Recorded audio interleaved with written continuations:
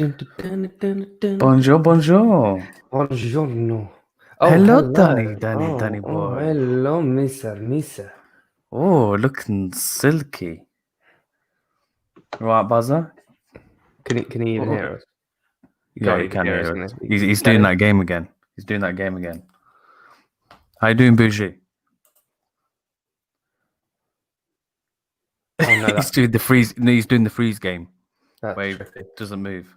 That's trippy. That background was Here trippy. she is. Here's Heather. She sensed Dan was coming on. Oh my Buzzer, damn. buzzer. How are we all this evening? Bougie. John. Look at Dan's serious face. Can you hear us? Why Yes. so serious? Why so serious? Can hear you, mate.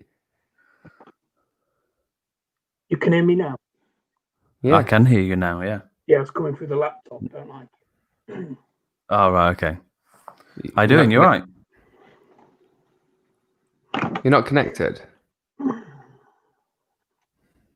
Technology. going to get some technology. How we doing, everyone? Stranger, yes. Heather, have you missed Dan? Oh, hi, Heather. Of course. How much We'll have you to missed figure Dan, this Heather? stuff out. Yeah, it's all right, then. You go figure out. Right, so we have got a few things that we're going to go over this evening. So we've got a few fragrance topics that we're going to go over. A few movie things. We've got a part 2 of our candle session. Oh, So we're going to baby. go over some nice, funny candle names. Got a movie game going on. Good movie games on the way. Caboose. And then, yeah, we just got our normal movie talk that's going to crack off. So, shall we go over, start off with some fragrance? Fragrance. Why not? So, shall I start us off? Yeah, why not? Yeah. You crack on, mate. You crack on. Yeah, See you later, Dan. Okay. Right, I don't know where he's gone. He's probably just gone to sort his stuff out. So, one of my first fragrances is from... Actually, let me share my screen. 1 second. Yeah. We're going a bit technologically advanced now, are we? Sharing your screen. So, this fine gentleman, if you can see it. Yeah, Barry from Centralized sent me some lovely samples. So one of them was Nautica Voyage. So I'd never smelt this one. It was always on my sort of sniff list. Sniff. So yeah, this one, I really like this one. And I said to Barry that it's a bargain for how it smells and how cheap it is. And yeah, that cucumber comes through, the freshness. Yeah, really, really nice. If you haven't done so already, make sure that you subscribe to Barry's YouTube channel. So he's almost at 1K. So he's at 927. So if you haven't done so already, go and subscribe, please. Do it now. And one of the favorites out of what he sent me was the Guerlain Ideal EDP. EDP. Deep. So this is deeper. This is really nice. It reminds me a bit of Disaronno, bit of sort of cherry cokey vibe. But the dry down on this is really nice. I think on the first spray I was a bit like, but yeah, throughout the day and once it started to mellow down, that sweetness is just gorgeous. Really, really nice. And I'd probably say this is the favorite Guerlain that I've smelt so far. Really enjoy this one. Guerlain. And the other ones, I won't go into too much detail, but Matt from Pocket Sense sent me some samples, and these are some of his creations on some of his winter fragrances. So I've been testing a few of them out, giving him probably a bit of feedback in terms of what I think. And so yeah, they they smell like they're going to be very good. Nice. What about you, mate? Mate, mine's not been as complex as yours, I will not lie. I've been sticking with what I know. It's been horrible, dismal, crappy, horrible weather, hasn't it? So I've been sticking to stuff that is just yummy, and it doesn't get much yummier. Purple Gourmand. Mate, that, and I've not got the bottle with me, but Rich Warm Addictive have literally been like sponsoring my week. They've just been, they're just too yummy not to. You know what I mean? They're just too nice. Like you spray them and you're just like, ugh. But also, Vitor, Rosa Salas, has sent me through some new releases that he's got coming out, and I've been testing those out. I've actually done a first impressions video that I need to edit. I've recorded it. But my favorite so far is So Strong. So Strong. This is the interpretation of Stronger with You, by Armani. And anyone that's watched this before will know how much I absolutely love Stronger with You. And this, let me tell you. Sexy boy. He's a sexy boy, sexy girls. This is banging. It is so close to the original, and it is an absolute monster as well. It's just gorgeous. Really good. So yeah, I've just been doing that, but like I said, I've been keeping it simple this week. I've not really been doing too much. But Poppers. Yeah. And loosening up. On Friday night, I purchased raspberry and vanilla as well. So that bad boy should be coming very, very soon, which I'm very, very excited for, because I need that. I need that in my life. Need it in my life. Smells lovely. You mentioned that the Herod one's nice as well. Yeah, so with the 4 new ones, he also sent me 3 ones, 3 smaller samples that I've got in a little drug bag, and Hendon, which is I believe is their version of Herod, was in there as well, and that is absolutely gorgeous. And I've not smelt the original Herod, and I've always been a bit apprehensive about smelling it because it's a tobacco-based one, from my understanding, and I'm not, as you all know, not a huge tobacco fan. So when it came, I was like, "Oh, give it a go. Yeah, why not?" And it's just absolutely gorgeous. It's absolutely gorgeous. So it's definitely one to look out for if you've not already got it. Go get it. Get it now. Get it now. Dan, have you been getting on with some perfume parlors? Perfume parlor. Oh, I bought some new perfume parlors. I ain't bought anything from them for a while, to be honest. What you been wearing out of what you got? I bought that Prada, didn't I? Really? Prada. Oh, Hendon's Leighton. Okay, yeah, but it's not Herod, then it's Leighton. Right, okay. But nice, that explains why it's amazingly sweet. Oh, nice. Prada L'Homme. Yeah, it went on. I got it on an offer came up on Hot Deals UK. Oh yeah. Got a nice bottle, isn't it? Oh yes, mate, it's a banger as well. Did I ever buy Prada? That's basically because Kim did a tester at yours, didn't I, Nick? Yeah. I didn't think I'd ever like Prada, but I actually really liked it. So yeah. We did like a top 10, didn't we? And that sort of surprised you at coming at like number 1. Yeah, went in there calling everyone that wears it a chav, and liked it. Also bought nothing interesting recently. I did, like I said, I did get some perfume parlors. I can go over quickly because I've got them here. Yeah. Well, that was it. That one. Let me see that one. Oh, bit of Boss. Yeah, Can't go wrong with a bit of boss. Yeah. What, boss? Boss? But yeah, so I've intended to buy at least 1 or 2 fragrances a month. Obviously, I'm not big on fragrances like you guys are, but my intention was to do that. And then my car had its MOT, failed it. I've spent 300 quid out to get my car back on the road, and now the advisor is going to cost me about 1,200 quid as well. So don't buy a new car, guys. It costs you twice as much to run it. Ridiculous.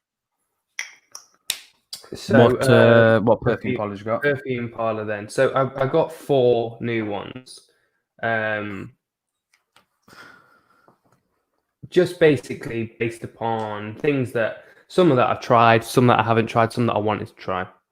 Yeah. The first one I got was Cyber Sports Extreme. I don't know if you can guess what that is. Anyone? Cyber Sports Extreme. But I'm not going to wait until you answer. I'm going to tell you what it is. It is Chanel Allure Homme Sport. Chanel Allure Homme Sport Eau Extreme. Oh, that one. And how is it? And how similar is it? It's really good, you know. I think it's really close. There you go. That's the first one I'm going to order for a while. From what I remember. So, Dan, there is a Cyber Sports one, which is Chanel Allure Homme Sport, but this is the Eau Extreme one. And I think you like the just Chanel Allure Homme Sport. So get the normal one, yeah. Yeah. But yeah, that's really, really nice. And I've tested it out in the back of my hand and stuff like that, and it stayed there, and the sweetness is really, really good and stuff like that. Another one that I got was Charm, which is Parfum de Marly's Sedley. Oh yeah, I've always wanted to try Sedley. Yeah, just the notes and stuff like that but it's super fresh, really, really pleasant. There's nothing wrong with it at all, really. It's just really nice. It just doesn't really smell nice. of piss. Doesn't smell of piss, mate. No, it doesn't smell of good. piss, which is always it's always a positive when you buy something that doesn't smell of piss. And then I've got Italian Fruit, which is Tom Ford's Mandarino di Amalfi. Okay. This is really, really nice, but it doesn't last long. All right. It's really, it doesn't last long at all. But it's really nice for what it is. But it's just, yeah. I mean, it's only 13 mil, and it's more of a. Well, for the cost, you can't grumble. Yeah, you can't really complain. And then the last one that I bought, I wasn't really too impressed with at all. It was called Saintly Smell, and it is Thierry Mugler Ultra Zest. I'm not a fan of the original. Not for me, mate. Not for me. Yeah. I wouldn't have anything from Thierry Mugler other than Alien. It's just the orange in it. It's just it smells like off orange. Yeah, I'm not a fan of the original, so I'm surprised that one don't smell that great. I'm not about it. There's something about it. It just smells burnt. Yeah. Nah. But 3 out of 4. Put about Hot Deals UK fake. 3 out of 4 ain't bad. So. Danny, you've been buying some fake fragrances? Apparently, you've been buying some fake stuff. Appears so, according to Barry. I'd check it out. It came from Beauty Base. All right, okay. So it shouldn't be fake then. If they're selling fake fragrances, then let's get them reported. Bunch of cunts. Do it. Good. So Cuban Groove, how are you doing, mate? Thanks for joining us. So his scent of the day is Mancera Black Prestigium, Incredible Sillage. Oh, sounds good. Prestigium. I love Mancera, Cedra Boys. That was one of my most complimented. And I see a lot of noise regarding this red tobacco as well. I keep on seeing that everywhere at the minute. Yeah, big favourite, that one. Sancho, how you doing, mate? Sancho. Thanks for joining us. Cool. So another person I wanted to give a shout out. We did it before, but I want to do it again. Is Kev at Mersey Sense.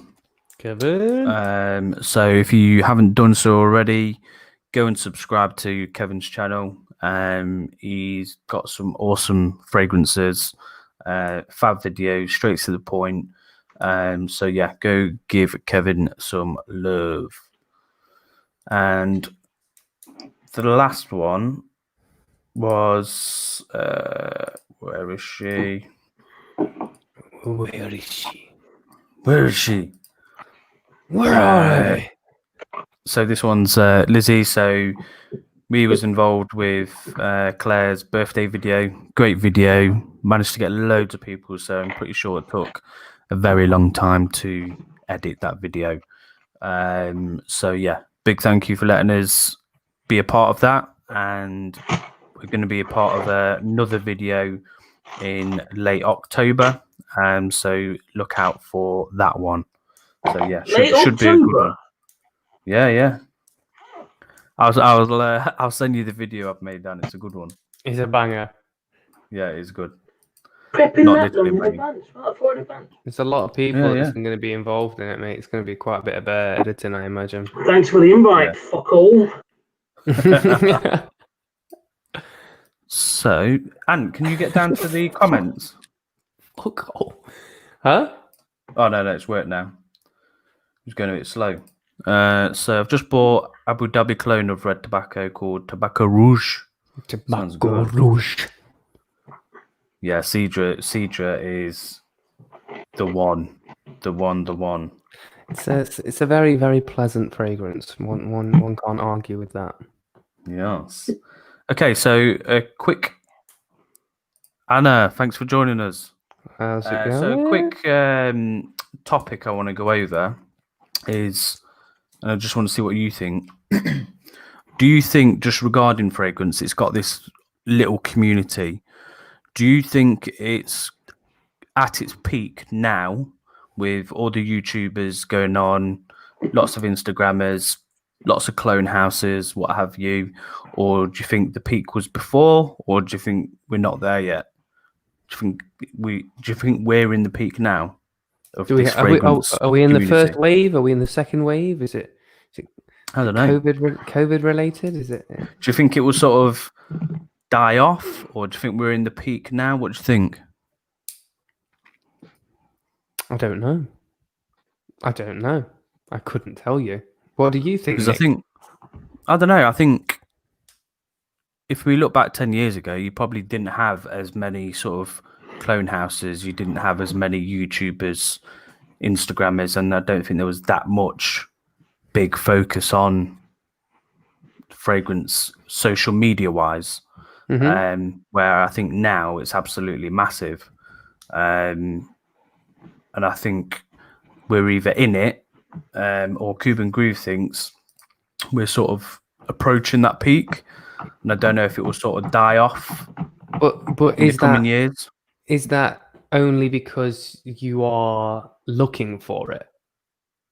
So let's say 10 years ago, you might have not been looking for it as much. So your perception of whether or not there are clone houses out there, or whether or not there are reviewers out there, might be warped a little bit because you're only just getting into it. But now, because you're so heavily invested in it, you start to get like advertising stuff like popping at your way. You start to see a hell of a lot more people interacting with you because you are related to what they're doing and stuff like that. So could it have been that the community was already always there, you just weren't as invested in it, therefore didn't notice it? He didn't notice it. Or is it, could be, or are we, or is it progressing as we think it's progressing? I think it has. I've seen a sort of change in it, and it's getting bigger. And I think Barry's saying it's only going to get bigger. More guys getting into frags. Honor agrees with Cuban. Sancho thinks we're sitting on the tip. Sounds filth. Sitting on the tip. There are a ton of new people, and I'm still new. I see many old school YouTubers and influencers falling off because of the oversaturation of new reviewers. Good. No fucker in the world should have made a career from being online telling other people what to wear. Pricks. I hate influencers. If anyone is an influencer, I like you guys. I mean, it might just be complete jealousy, but if someone says they're an influencer, all I want to say is get a real job. You know better than anybody else. So John says, I think a lot of anger. I'm sorry. Get the rage out. I think COVID pushed more people into the community, weirdly. Seemed to grow massively over the last 6 months. But I think that's probably the same with a lot of different communities because people have got more time on their hands. They're finding themselves getting them, like, looking into new hobbies. Yeah. Well, I think the like what we're doing now, the streaming has just took over, hasn't it? So everyone's got into it. It's new, and everyone jumped online, and yeah. So I think it's a bit of both. So what's panel frag companies are going to hit up more YouTubers to review their frags? Yeah, definitely.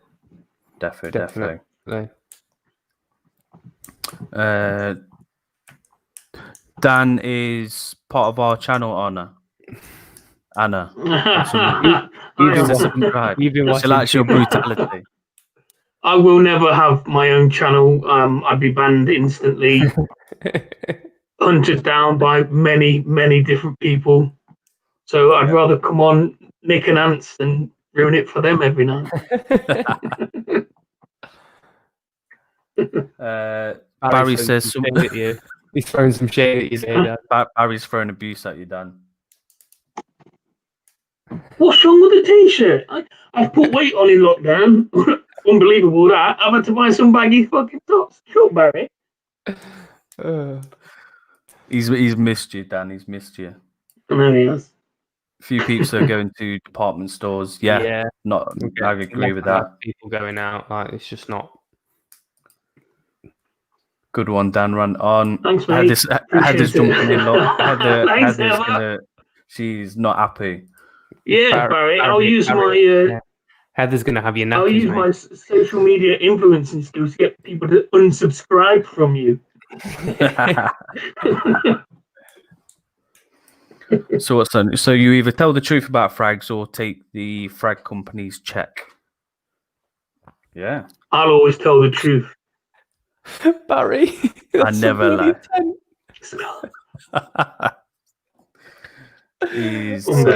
I'll do my top button on that. Savage.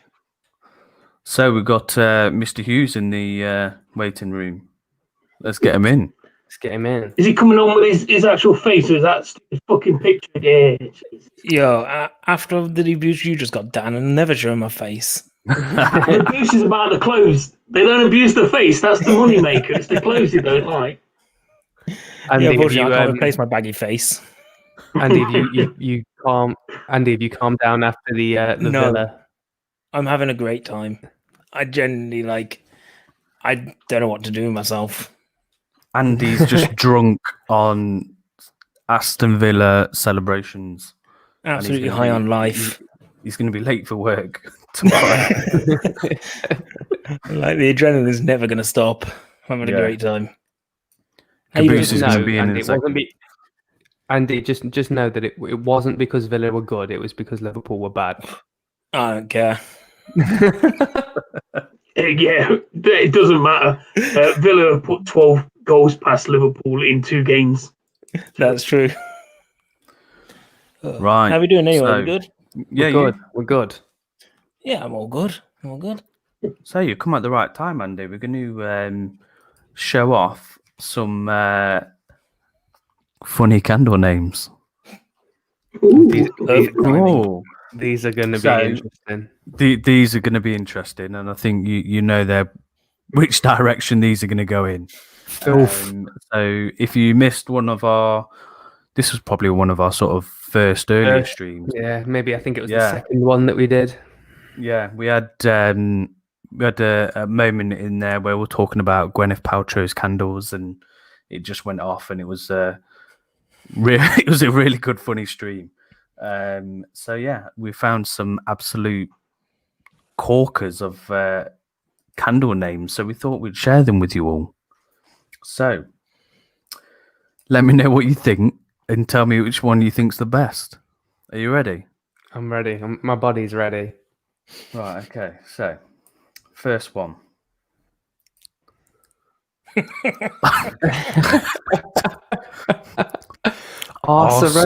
Aroma. Yes.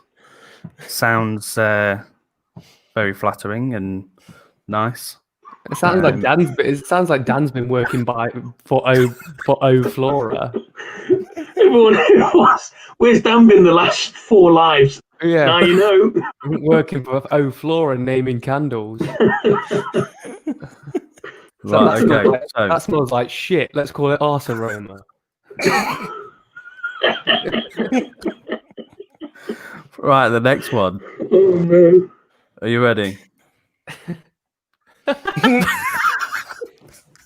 Fuck's sake. Fishy flaps. That's what Gwyneth Paltrow calls her one after about 3 I'm months. really intrigued now to know what the actual scent is. It's probably just fish, isn't it? Who's buying Well, that? that's the thing. Who the fuck would want their house to smell like fish? Fishmonger, I guess, maybe, I don't know. Oh god. Right. So the next one. This one is for you, Dan. This is you all over. You ready?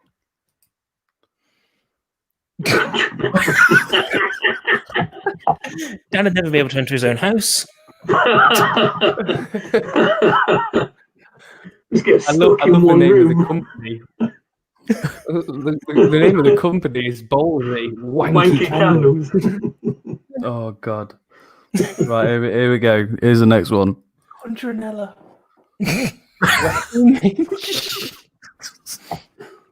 Oh, God. This is an outrageous one. Dan, Again. you like that? Dan, you like this one? Oh my god. Gammon hangers. That needs to be in a diffuser for the room. So what's that smell? It smells really nice. That's an odor gammon hangers. Oh, that's my gammon hangers candle. Oh god. Here we go.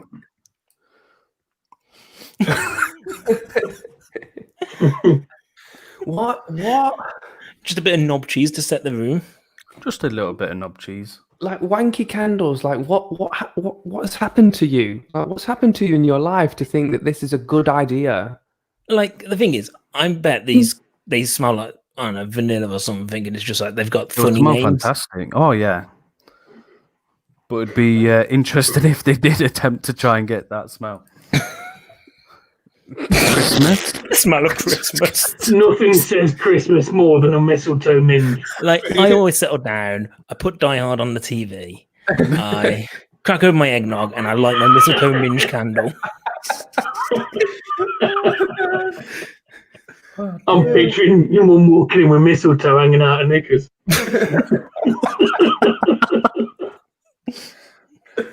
Oh dear. Here we go. It's the same smell. Oh god. Gosh. The 3 Fs.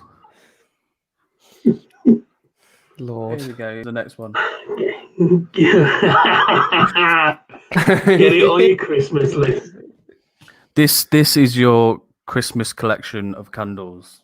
So if you need a Secret Santa, Tell me, wanky candles do like the candle advent calendar. Look at this one. White dog poo. You don't Bit of see white that dog anymore. poo. You don't see that around anymore. It's because you don't play with it when you're playing at the bar. You Is that don't. the Mandela effect when you're where, falling in the grass. where we all Right, believe that we all saw white dog poo No, one no, day, it's- but no one has ever seen it. No, it definitely wasn't. It must just be the diet of dogs now, but that you don't see that anymore. You just don't. It's worse when you like Yeah, thought it was dogs have a stone when you become picked it more up. vegan these days, aren't they? Right, here we go. That's the pièce de résistance. Granny. Right. This is a Gwyneth response. This next one.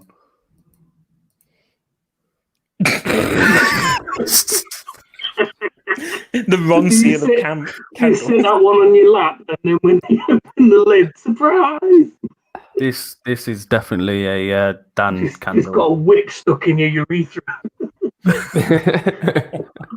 Oh, God, that's disgusting. Right, next one. Oh, they do a Valentine's Day. Oh, what's that smell? Dear. Oh, it's just the smell of I love your fanny. But what would that spell like? Love. It won't smell as good as this one.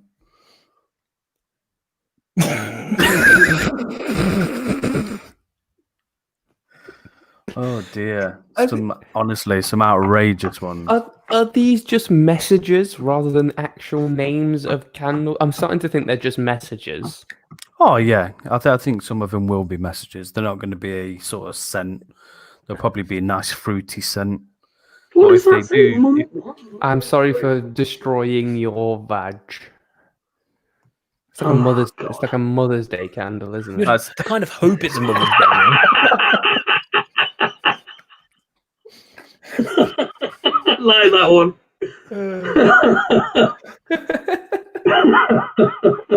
Oh dear! Oh, There we go. right. Nice, Okay. nice bit of fun. There we go. That's our little candle session for the evening. If you had to have one, which one would you choose? Oh, it'd have to be the 3Fs. Festive fanny flaps. Oh no, I'm all about the gammon hangers, mate. I'm all about them gammon hangers. What would you go for, Andy? Oh, the mistletoe one, absolutely. Always my smile at Christmas. Bloody hell. Right, okay, so before we go into the movie game, we'll do a quick movie topic.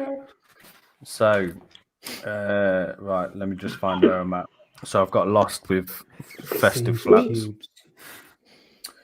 So, these two bad boys are going to be doing a film. So they're going to be doing... this. No. So they're not doing a Godfather film. They're doing a film around the making of it. So yeah, really looking forward to that. So I think Oscar's going to be playing Coppola. Not too sure who this dude is, but I think he's obviously behind the scenes of The Godfather. So, what's your thoughts? Do you think you look forward to this film or not? Yeah, definitely. I think just the yeah, go on. I absolutely love the extras on DVDs or Blu-rays and things. And, sometimes you'll get a making of documentary on those, and I'll sit and watch them for hours. But if you think about, I really didn't like the film Mary Poppins, but I fucking loved Saving Mr. Banks, which was pretty much what this is going to be. So it's the making of the Mary Poppins film. And I thought that was brilliant. So this one, yeah, really, really looking forward to it. And it'd be interesting to know how they go into it and how they get into, just setting up the story and how they decide they're going to make it. It's taken from Marion Puzo's book. Yeah, I think there's a lot of background as well where they can put in. I think they had to talk to real mafia people to get a bit of insight in terms of their way of living and stuff like that. So I think, I think it'd be interesting. Amazing, and I'm really looking forward to see who they cast to play Marlon Brando.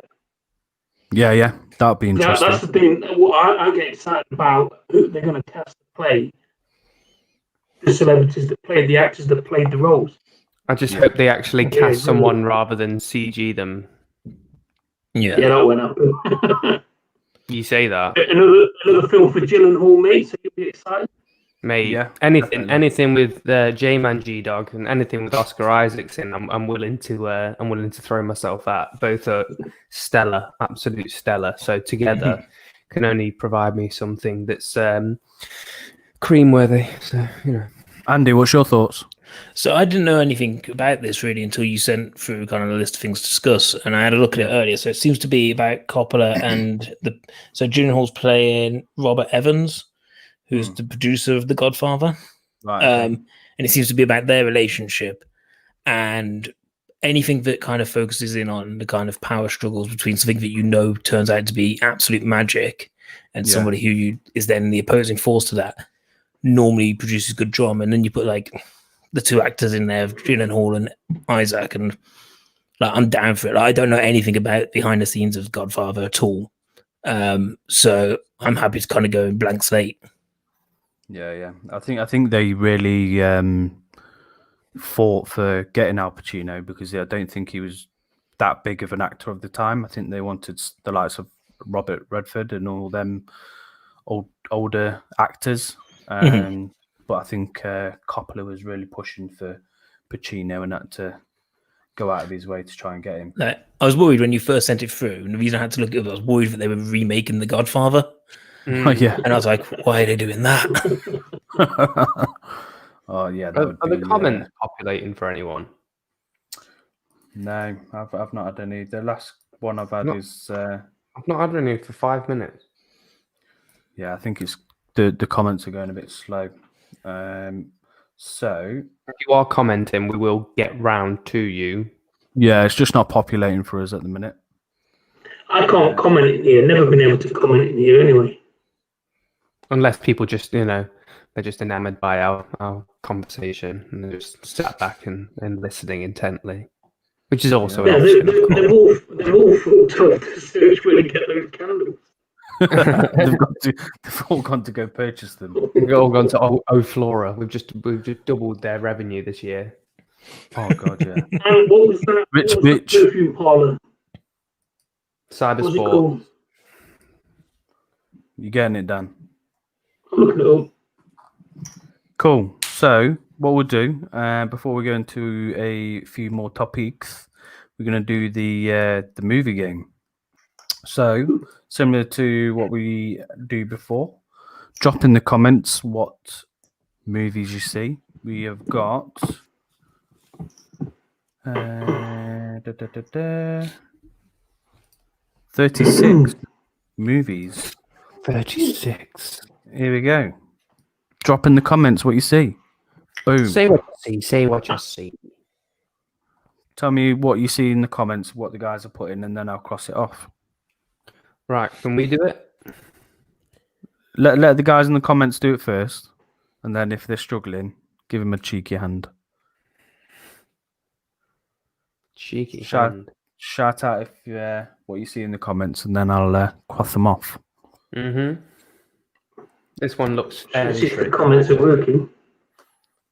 This one looks fairly straightforward, so we should get this. Yeah. Let's take that banner off so we can see at the bottom. Okay. Mary Poopin. Pooping poop. Wonder Woman, Star Wars, Mary's Poopin. Who's put There's another that? candle you can get. La La Land. La La Land.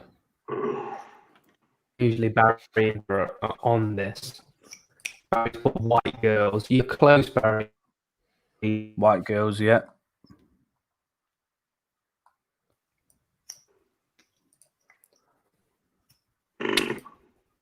What else we got? Pulp Fiction. Yep. Bottom right. It. We got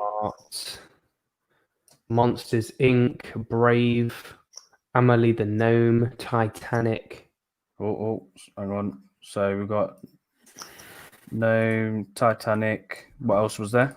Braveheart. Braveheart. There's no Braveheart. Okay. Incredibles. Incredibles. Yeah. Yeah. Brave. Yeah, Brave. Monsters Inc., Titanic, Jaws. Jaws, yeah. Are you reading these out? Or are you Yeah. guessing? No, I'm reading them out. All right. Cuban Grooves said Pet Detective. Sancho said Rio. Rio's a good Rio. shout. Let me see. The Rio's Bluebird. there, yeah. Ace Ventura, The Incredibles.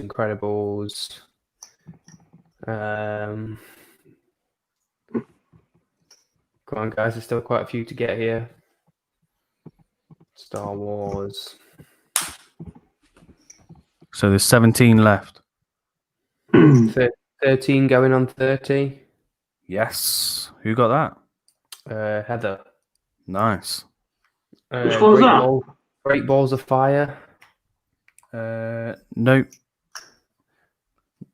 Hachiko. Yeah, who got that bad boy? DH1. Guardians of the Awesome. Galaxy. Cuban Groove said Guardians of the Galaxy with Baby Groot. Yeah. Got that, yeah. Barry said Maleficent. That would be right at the bottom. Yeah, it is there, mate. Oh, yeah, it is. Yeah. Definitely is. Yeah, it is. Sorry. Frozen. Oh, yes. Frozen. Lord of the Rings. Lord of the Rings, yeah.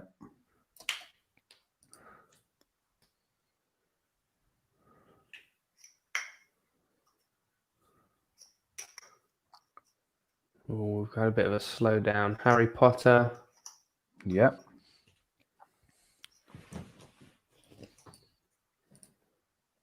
Guy on the piano. So there's 11 left. No, Moana, good spot. Moana. Make way, make way. What a film. Banger, absolutely. That's a great I love film. Moana. It's a banger of a movie. Maybe not like Moana as much if you had a child that watched it 7 times in a row. Yeah, true. Still a great film after the number of times I've seen it. Nomeo. We've had that one, Romeo and Juliet. No, I've already had that. Good shout. Great Balls of Right. Fire. Shall we jump in then? I'm jumping Yeah. in. Toy Story. We've got Rocket Man. Rocket Toy Man, Story, yeah. Toy Story. Rocket Man, yeah. Carrie. RoboCop's there. Carrie, yeah. RoboCop's in there, yeah. 6 left.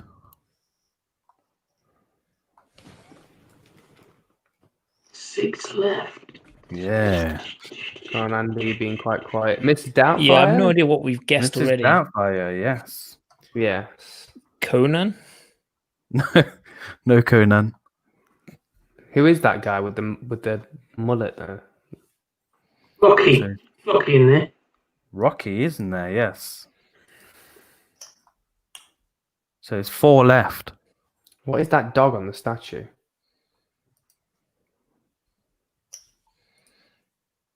Ghostbusters? The Lion and the Witch, yes, Barry. Lion, the Witch, and the And Wardrobe. the Wardrobe, yes. So there's 3 left. Which ones are they, Nick? If I give them away, they're very obvious. I'll take obvious. Yeah, I'll take obvious right now. Is it the 2 Uh, people dancing at the bottom, or have we already got that? Hang on, let me have a look at what the films they are. So there's one's a sort of horror film, one is a Adam Sandler film, and then Click. yes, Click, which is the remote on the floor. Harry And then got it's Click. Paul Barry. And then there's just a horror film, and then I don't know the last film, but it's something on the floor. Narrow that one down for us. Is it the camera with a tripod? Or is it the baby crawling out the floor? Could be. Oh, no, the baby crawling out of the floor. The Yeah. water hose, no. What about that Horse, guy that's hose. what about that guy that's Dumb like and Dumber, no. hanging around the wall with a blue top on? One that looks like he's fucking a deflated balloon. Yeah, that one. We haven't My got that favourite one, have film. we? We haven't got that one, have we?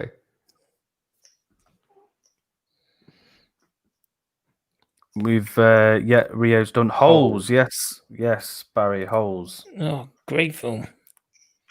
Or at least I remember studying it at school. And then the last one is a sort of like an old school horror. It's Kruger? blatant on Psycho. the floor. Yes, Psycho. It's the black and white thing on the floor. Yeah. Paper. Yeah, well done. Boom. Nice and quick. Well done, Good everyone. work. Well done, everyone. Give yourselves a round of applause. Very Well good. done. Cool. So, one of the Anthony, you need a candle. Huh? okay. So You definitely need a candle. just treat Why? yourself. Randomly picking up your bottle and sniffing the lid. So good. Sniff, sniff. Spray it. Fucking spray it on yourself. I've already got something else on.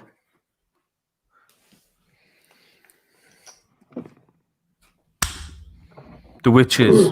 Great. What did you think of the trailer? I love The Witches. I will go. Absolute wank. I will go straight away and say that I absolutely love the first Witches. I absolutely love it. Whilst it is shit scary for a child, Terrifying. and absolutely like nightmare-inducing, terrifying. I absolutely love it. And when I watched this trailer, I couldn't stop smiling. Oh. I couldn't stop smiling until the last moment where it said streaming on HBO Max. That's when I started to shed a little tear because we don't have HBO Max over here yet. So Wow. I don't think I could disagree more. Yeah, I think you're entitled to your opinion, Dan. It's interesting. wrong, but you're entitled to it. It's fine. Depends. It depends who you're talking to. I mean, sometimes we've had people on this channel that don't like us to have ill-formed opinions. Who is it? I think the what you said there, Ran. I think the first one it's that darkness that's sort of missing from this one, and they've made it to. When I first listened to the trailer, I thought it was that Chris Rock show that he did where he narrates, and yeah, I think the CGI takes me out.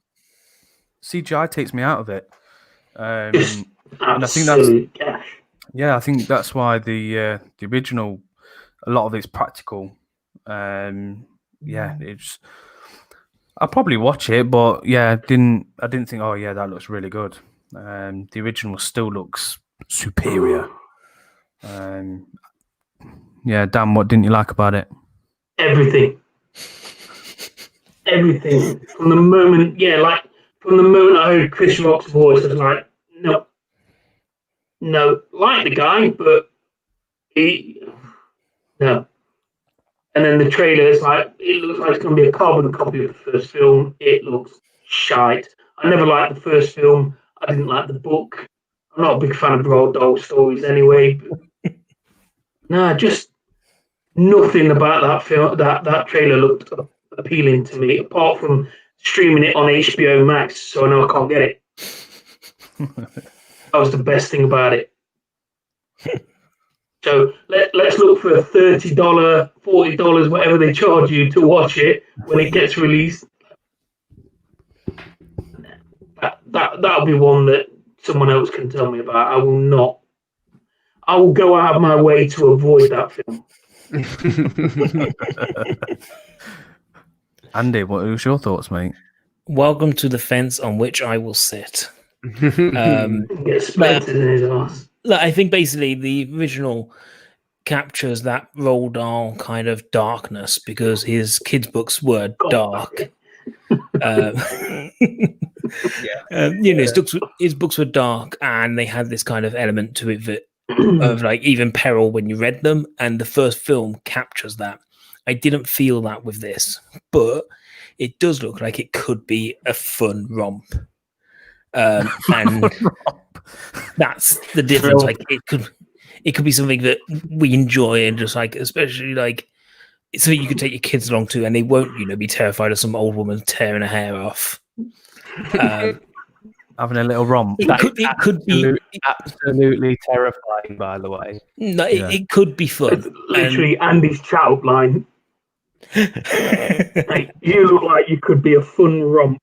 It's my candle. But I think we could have fun with it. Like every film has the opportunity to be the best or the worst film ever. Yeah. And this is a film. Yeah. I think that it is. Absolute middle ground. Wow. I was actually looking at this yesterday. So I read the reviews before I delved into it, and all the reviews were really crap. So we have a review for it this week on our episode. Oh, have you? I didn't watch it. All right, okay. I didn't watch it, but I'm going to review it. Yeah, Alex reviewed it this week, and basically his thought process is much the same. Of it's just, once again, it's a film that's fairly middle ground. It has nice aspects to it of like a spirit of community, as it talks about like gentrification of the Bronx and things like that, but it never really does much with its central conceit. Right, okay. That's the impression I got anyway. I could be absolutely misquoting him. I don't really listen to him. More than likely.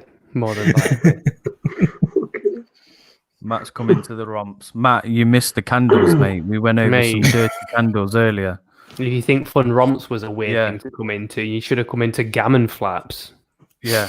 No, gammon hangers. Sounds like a whole innuendo in itself. Gammon hangers even. Gammon flaps. Gammon hangers. So, it's out of control. So what was your thoughts on this trailer then? Oh, WandaVision. What I meant to say is, oh dear God. Miserable Dan comes again, Barry. Sorry. Hell. I'm not sure what I wanted from WandaVision, but I'm pretty fucking sure that's not what I wanted. It just, I don't know. Didn't get it, I don't. Right. Question: are they releasing it all in one, or is it going to be a watch 1 week, then another week, then another week? If it's all in one go, I might watch it. If it's not a fucking. I think it's weekly. Chances are it's going to be weekly.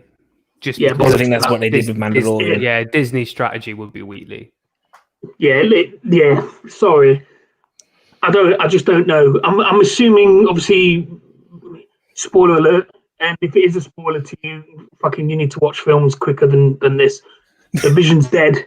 So What? Oh, sorry, Andy, I ruined it. I'll talk to you about Pulp Fiction later as well. I'll ruin that. But yeah, I don't know. I don't know what I was expecting, but that wasn't it. And I'm imagining Wanda is imagining all of this herself, which is why it's set in like black and white sitcom kind of.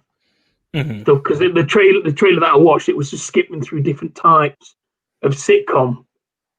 So I'm imagining that, I don't know, she's been captured by somebody and she's being held captive, and she's making this up in her head as a coping mechanism or something. But nah, I think the idea is. Oh no, sorry, mate. You go. Yeah. I was going to say, my belief is what they're going to do with this is something along the lines of, I think it's called House of M. Somebody correct me if I'm wrong, which basically is a comic book run in where Wanda basically changes the reality of the world because her powers are to the point of she can actually just completely change it. Basically, in that, if I remember rightly, she brings mutants to be like the most powerful beings on Earth instead of being downtrodden. So this is kind of going along that same thing of, as a way of dealing with grief and the loss of vision, she manages to manipulate her own reality to be she's this kind blind. Sorry, that was a cheap joke. To create this kind of perfect world for herself where her and Vision are together, and that's why every time it's interrupted, it changes to a different kind of era of, family comedy. I believe that's what it's doing. I really like this. I really love it as an idea. I love the idea of changing. Like, did you watch Legion? Yeah, I did. Like, I loved Legion because it messes about with kind of reality and messes about with kind of what you can expect. And I'm kind of hoping this does the same, where it kind of will pull the rug from underneath you every so often as the world kind of collapses in, because we know what has actually happened, but we're watching a character who doesn't. So it's kind of like, oh, you have something up on the character. Best thing about Legion was Jermaine Clement. Brilliant. I don't know. Audrey Plaza was amazing in Legion. And everything else she's ever been. Yeah, I love Audrey Plaza. She's great. I think the trailer, I think it's just not knowing that much about the comics. So what you just went over there, you've obviously got a bit more insight to that than me. So I think that's probably where my appeal isn't there. Because when I watched it, I didn't fully understand what they were going for and what was cracking off. I understood they were in some form of reality, but yeah, I don't know that background. But I think what I saw didn't appeal to me to like really grab my attention as much. So it's just like, what is going on? I think that's part of the appeal to me, because I am unaware of that comic book run, should we call it? But the fact that it does seem to be messing with different forms of reality, and you know that Scarlet Witch has an ability in order to be able to do that, because we've seen it before. You know that it's going to be messing with her brain a lot in this, and I found it really, really intriguing to dive into that, because it's a really interesting aspect of that character that's not fully been explored. It has been in the sense of when she was introduced in Age of Ultron, she made people see things that weren't there and stuff like that, but that's pretty much all you've seen of it. Yeah. So it's good that you'll be able to dive into an unhinged Wanda, to be able to kind of then see how it affects her, not just the people that she does it to. So I found it really quite intriguing, because obviously, like you said, the reality is Vision can't be there in real. He can't be, because he's got a massive gaping hole in his noggin. So it would be interesting to see what forms of reality she creates in this obvious state of grief. Yeah, and the interesting thing is, of course, is that the next film she is scheduled to appear in is Doctor Strange 2, which is all about the multiverse. And does this lead directly into that? Like, does she basically break reality? I think that's exactly where it's going, because with that being such a... I mean, with a multiverse, pretty much anything's capable. And when you start talking about alternate realities and things like that, it lends directly into that being an option to explore going forward for the show. And whether or not, you get a different vision from a different universe that then comes into real life within that. Who knows? Like, with a multiverse, literally anything is possible. So I do think that they'll start to kind of blend those two together. And I think they'll be missing a trick if they didn't, to be fair, because they've already done the groundwork for it. Like, it's already laid down. So it's not like they have to do anything additional. The only additional they need to do is blend it into the movie. But like, all your base characters are there. All the reasons for what they need to do and why they need to do it are there. They just need to do it. So in short, I'm looking forward to it. Yeah, and I like the trailer. I look forward to just seeing these characters again, because it's a year where we won't have any Marvel movies. I'm a big fan of the MCU. Like, it'll be good just to see some of these characters this year. Yep. Hell yeah. Cool. So, leading on to the next one. So, Mr.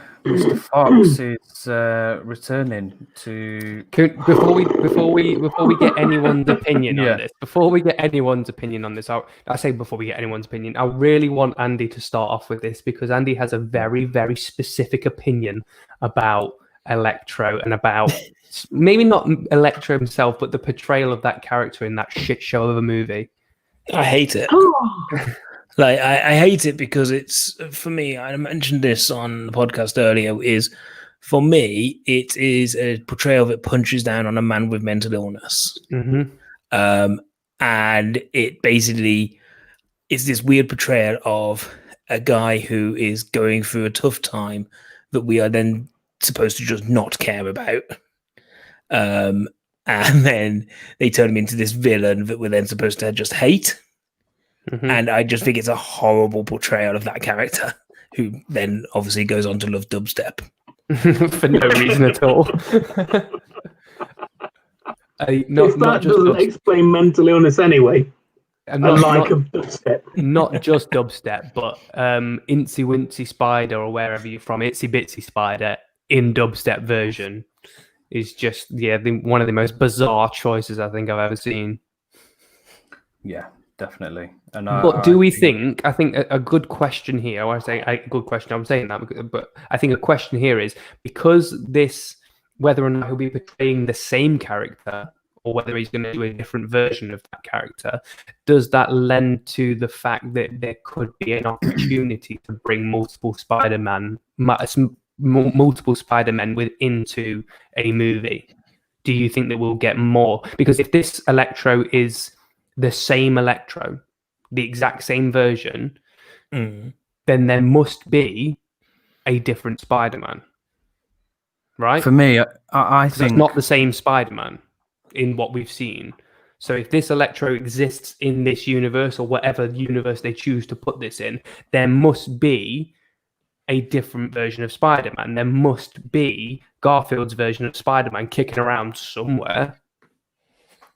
Right? I think why bring a shit character back like Electro when if fair enough if they want to do a multiverse, but do it with characters that people like. Electro was just an absolute pants of a character, and I think bringing him back was just like, really? It's not like Keaton, where majority of people like Keaton and he was loved as a Batman.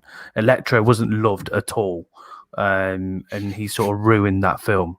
But he is a loved villain in the Spider-Man Rose Country. He is, but recast him and do a new Electro and show him as he is. Question, that's the question, isn't it? Yeah. That's the question, whether or not he's going to portray a different, whether they've just said, look, Jamie Foxx has kind of been, approached and said, we want to do this.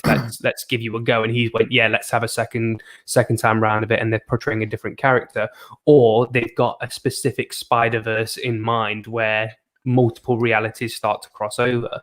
But it is questionable if you're bringing back the same character that was not well received with pretty much everyone.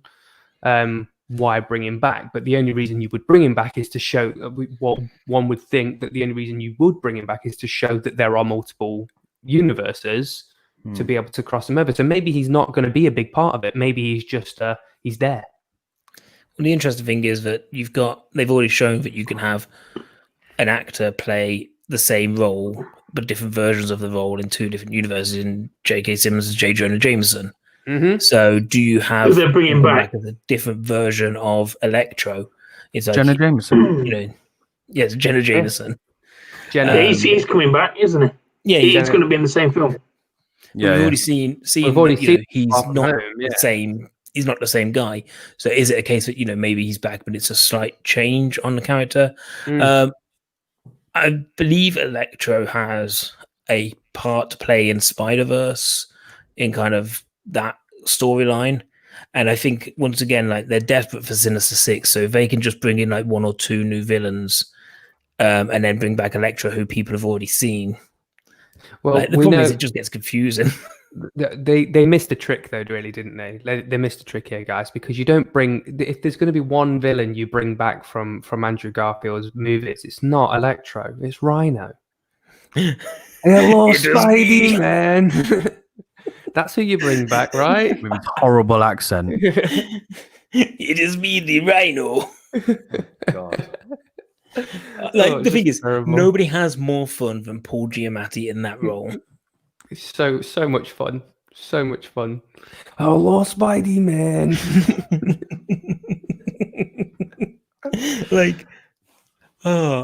I wish that character was in every film. just Sophie in the background. Sophie's Choice. Like he's just there, like Meryl Streep's crying her eyes out, and he's like, "Where is Spidey Man?" Dan, what did you think? He's shaking his head. What are you shaking your head at? No. No. Don't bring back a villain. I don't see the point. Yeah. Of all the villains that there have been in the Spider-Man films already, you choose to bring back Electro. Just no. Bring back Defoe. Like, if I have to take Jamie Foxx's Electro to get Alfred Molina back as Doc Ock, I would take 100 Jamie Foxx Electros. Take it. I would, yeah. Get Dr. Octavius, get him back. You bring him back. I think that this is probably going to be one of those things where people are going to hype it up and make it be bigger than it actually is. I don't think that this is going to be a main villain. I think it's going to be just a segue into a Spider-Verse. Or if it's not, that he's not going to be a main villain, because unless they've got something incredible lined up, something utterly incredible, there's no logical reason to bring back a character that was hated. The thing is, for me, like, I heard rumor that they're casting Kraven, and Kraven the Hunter. They do Kraven's Last Hunt, which should be Jeffrey Dean Morgan playing Kraven. We all know this. Absolutely. If they do Kraven's Last Hunt and just do a version of that, I'm cool. And then if at the end of that, then Electro appears as like a post-credit sting to kind of set up for a fourth Spider-Man film, then yeah, call him. Do it. Why not? Yeah, first. I don't think that this is going to be like the big bad. I think that he's going to be there for a short time period, always going to be there as a passing by. I don't think that we're going to get Spider-Man versus Electro again. I just don't, because it didn't work last time. And I know you've got different characters, I know you've got different properties, and I know you've got different universe, but I can't see it working with what we had before, which is why I kind of hope that they change it. But I also then, there's part of me that kind of hope, like, I really want a Spider-Verse. The thought of having multiple Spider-Men over multiple different universes, like, gives me a raging boner. So, like, I really, really want a Spider-Verse. That's what we have the animated film for. I know. I think what they ought to do, really, is cross it with all the Marvel programs that have been taken off of Netflix. So bring the Kingpin in. Yes. And bring those characters into this Spider-Man film. Get Charlie Cox in as Daredevil. Get him in. Get him in Spider-Man. I'm all about that. I think if they did that, they'd have to dumb him down, though, wouldn't they? And who? That Bullseye character was amazing. So bring the proper Bullseye character in as well. I think they're good, but you'd still have to dumb them down. Do you mean like tone them down? Spider-Man is center stage. Yeah, of course. So I think that violence is. But what it does, brings them out. But what it does, it lends into the fact that there is an opportunity for them to take center stage in their own thing. Like, I just don't. Yeah. I don't understand why. I like this whole like Netflix thing, like, has never been made into kind of like movie material, because it's brilliant movie material. Like, the amount of money that it could make through a movie. I mean, but like, seriously, like the Punisher series that we got were fucking incredible. They were so good. You give me a movie of that, I'm all over it. And I know that Punisher has had he's had a bad rep movie wise. Listen, don't rep. I mean, Thomas Jane, Dolph Lundgren, and then you've got, I don't even know who the other one was. Ray. What's his name? Ray something, isn't it? Yeah, Ray Stevenson. You don't. It doesn't really matter though, does it? Like, it's had a bad rep because all of those movies were shocking. I was thinking James Dean, but that's a whole different type of movie. That would be a bestseller, mate. I'd pay IMAX for that.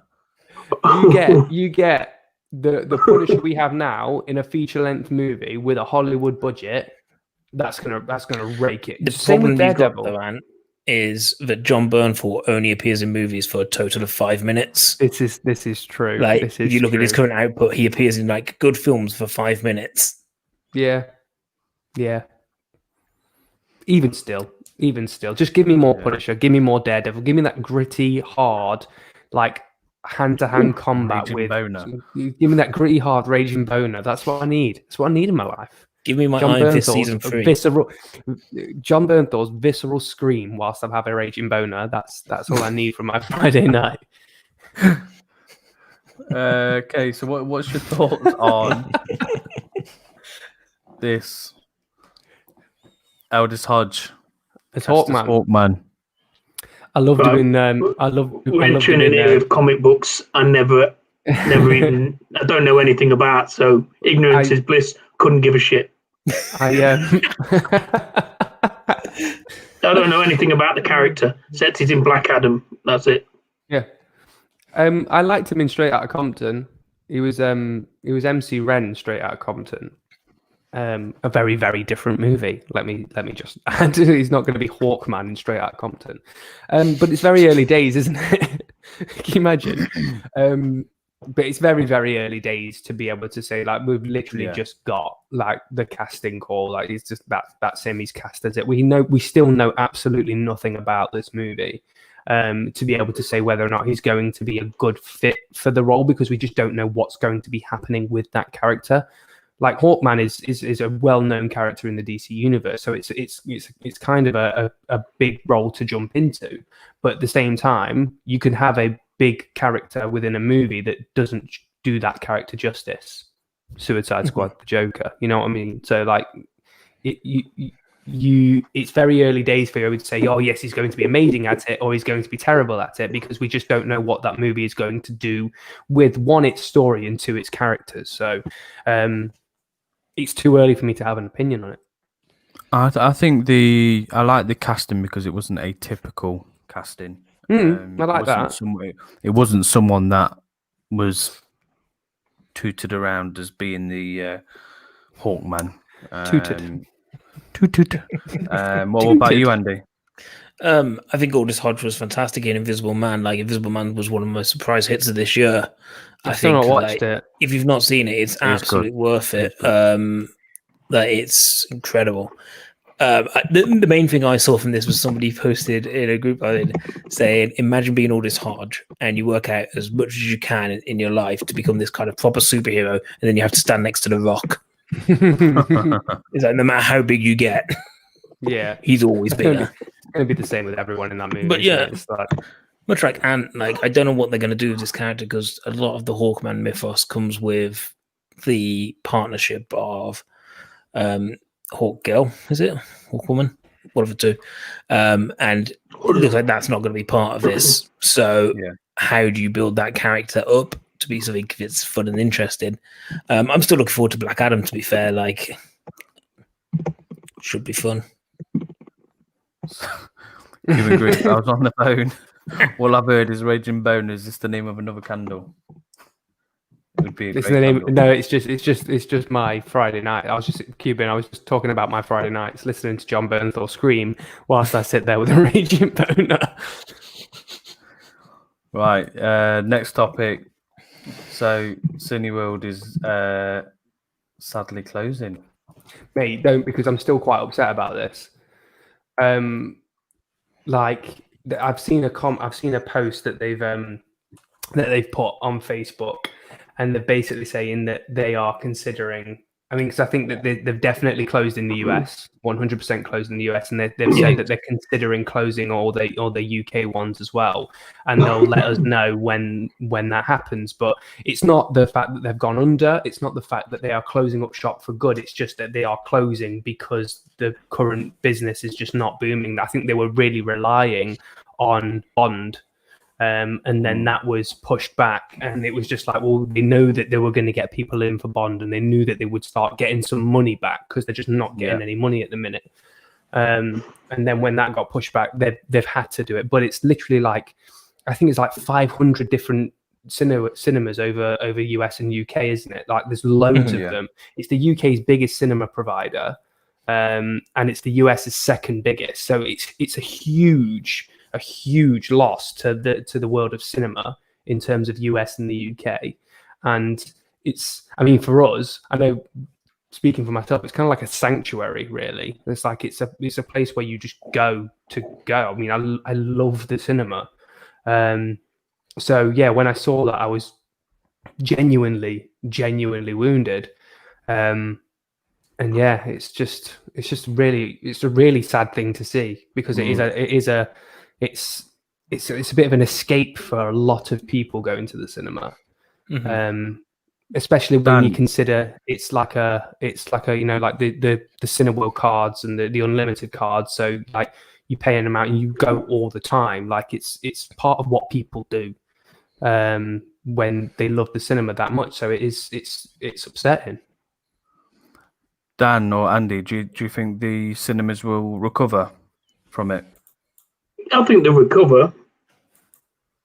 We discussed this a few weeks about it. You can't replace the experience of the cinema. So I don't know how. I mean, let's be honest. When Cineworld opened in Nottingham, they had every single fucking counter open in there. They had about 20 members of staff on. Last year, when I went to the cinema, you don't go and get your tickets from the ticket booth anymore. You go up to the concession stand, you get your ticket from there. So since they introduced online bookings, since you got your Cineworld card where you pay monthly, cinema, the experience of walking into a cinema has been completely different anyway. So they've literally, I live in Hucknall, which is a small village on the outskirts of Nottingham. They've just opened up a new cinema. It was a cinema. It's years old. I'm trying to think. I think it was called the Savoy. But it's years old. I remember going when I was in, like, last time I went was about 13, 14 years old. It was 14. It was 97, National Cinema Day. I went there. And that closed down because no one ever went. But they've had a local thing went off over the last couple of years where they did some, fundraising. And they've just opened it this year, mid COVID. So I don't think for 1 second cinema's going to die. Well, no, I don't think it is either, because it's too much of a money maker. Like think how much money movies make, but I don't think it's a case of that it's ever going to go away, and I think it's just a case of that it's just going to go away for now, just because people are too frightened to just sit next to a random person. Not even sit next to a random person, but sit close to a random person for an extended period of time. But do you think the brand Cineworld can sort of maintain being closed up until next year? So I've got a few thoughts on this. This whole thing, and it kind of varies in different ways. So I completely agree with Dan. The cinema experience won't ever go, because there is something about seeing a film in a cinema that is magic. Yeah. I also agree with Ant when you say Cineworld for me has been pretty much a home for the last few years. It's pretty much where I go see most of my films. Big main releases, I go to Cineworld. I'll go there about once a week during the height of it. It's a big part of me that I feel is kind of missing. But this kind of speaks to a wider issue of when you look at it from the UK point of view, the government furlough scheme basically ends in end of October. That's gone. And at that point, the cinemas then and other employers have got to then pay 2/3 of the wages of their staff. And it's just not doable with the amount of money that's coming in.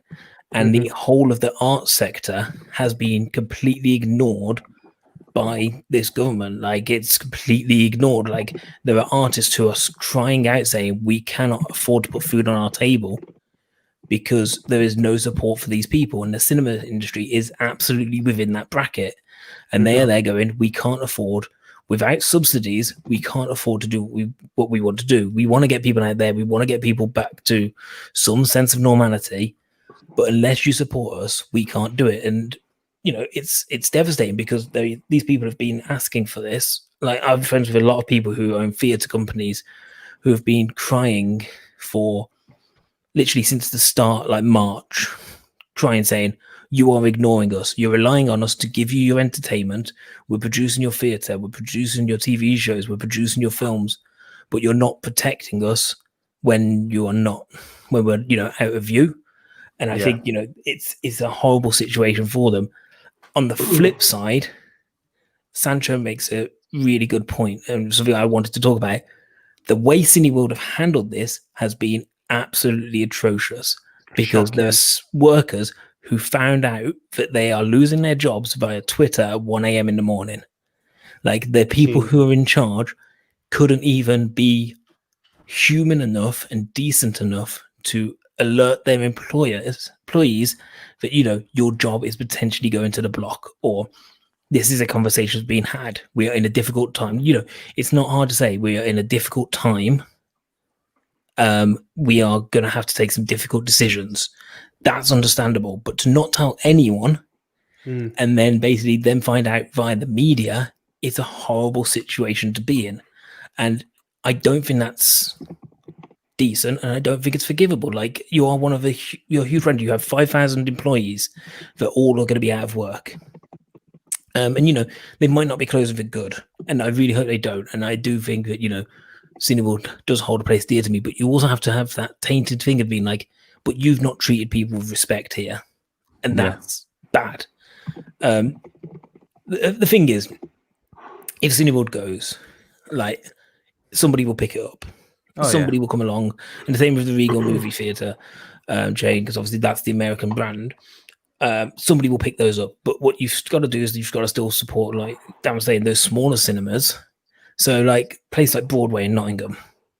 Like, we had this conversation the other day, me and Alex, of being like, actually, those kind of cinemas are set up to survive better than these chains.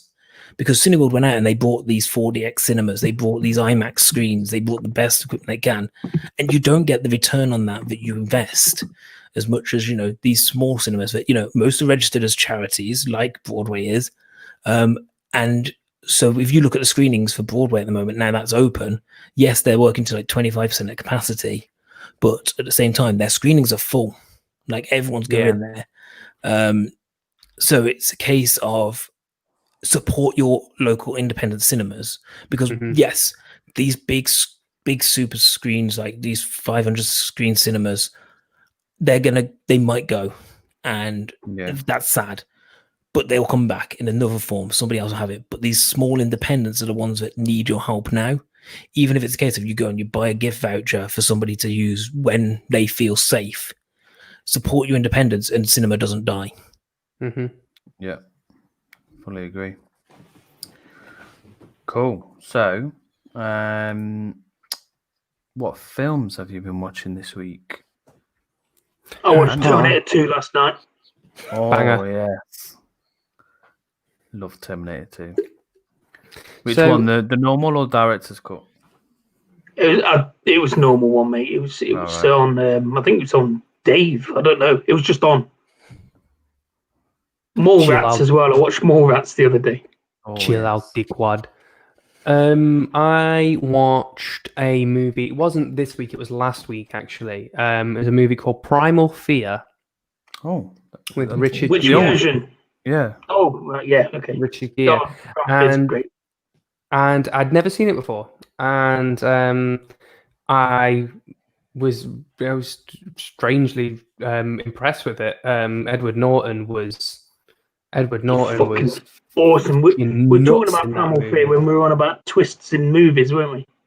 Edward Norton is great in that movie, and there's like right at the end when he walks away, and Richard Gere clicks to what he said, and I was like, when he said it, I was like, hang on, and I loved it. I really, really enjoyed it, and I thought Edward Norton was great in it, and I think that was his first role. I think that was his first ever role in a movie, and he was brilliant in it. But yeah, I really, really enjoyed it. Would definitely suggest watching it if anyone hasn't seen it. But it looks like from the comments, people have. I watched the new Halloween. What do you think? It was all right. It was actually better than I thought.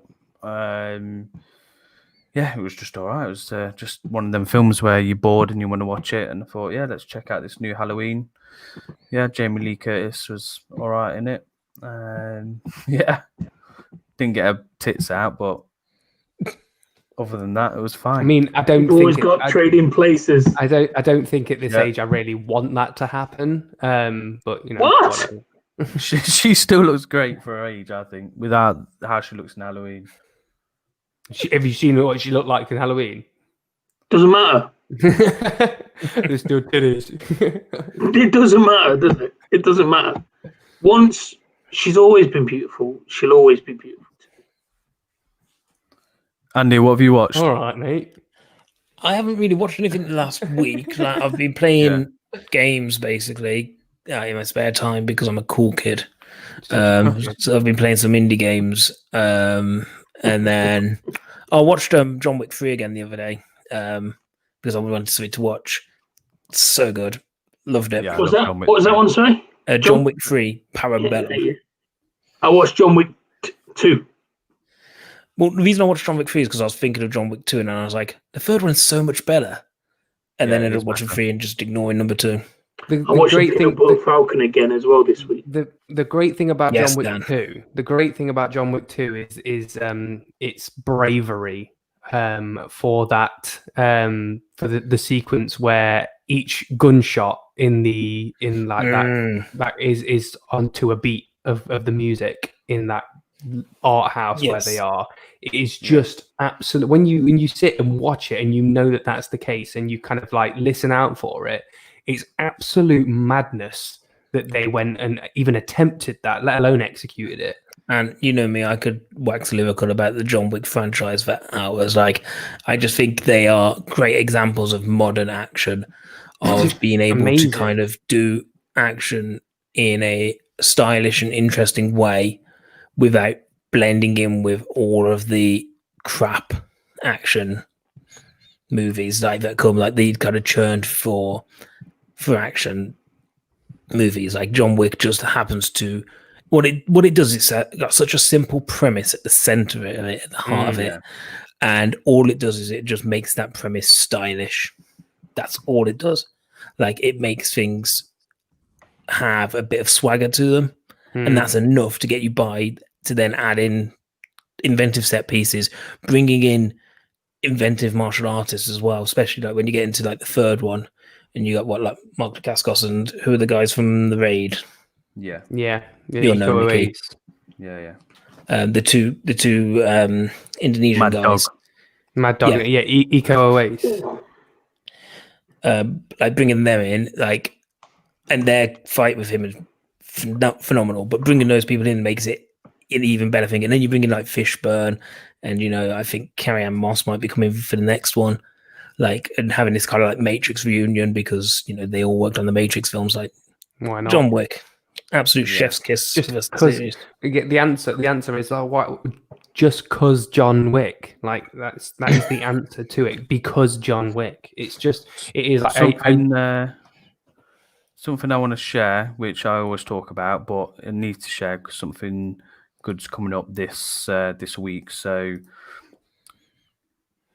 Scott Adkins does a Art of Action series where he's interviewing all the old school action people. He's interviewed Chad Stahelski for John Wick, Dacascos. Last week he interviewed Jeff Speakman, Cynthia Rothrock.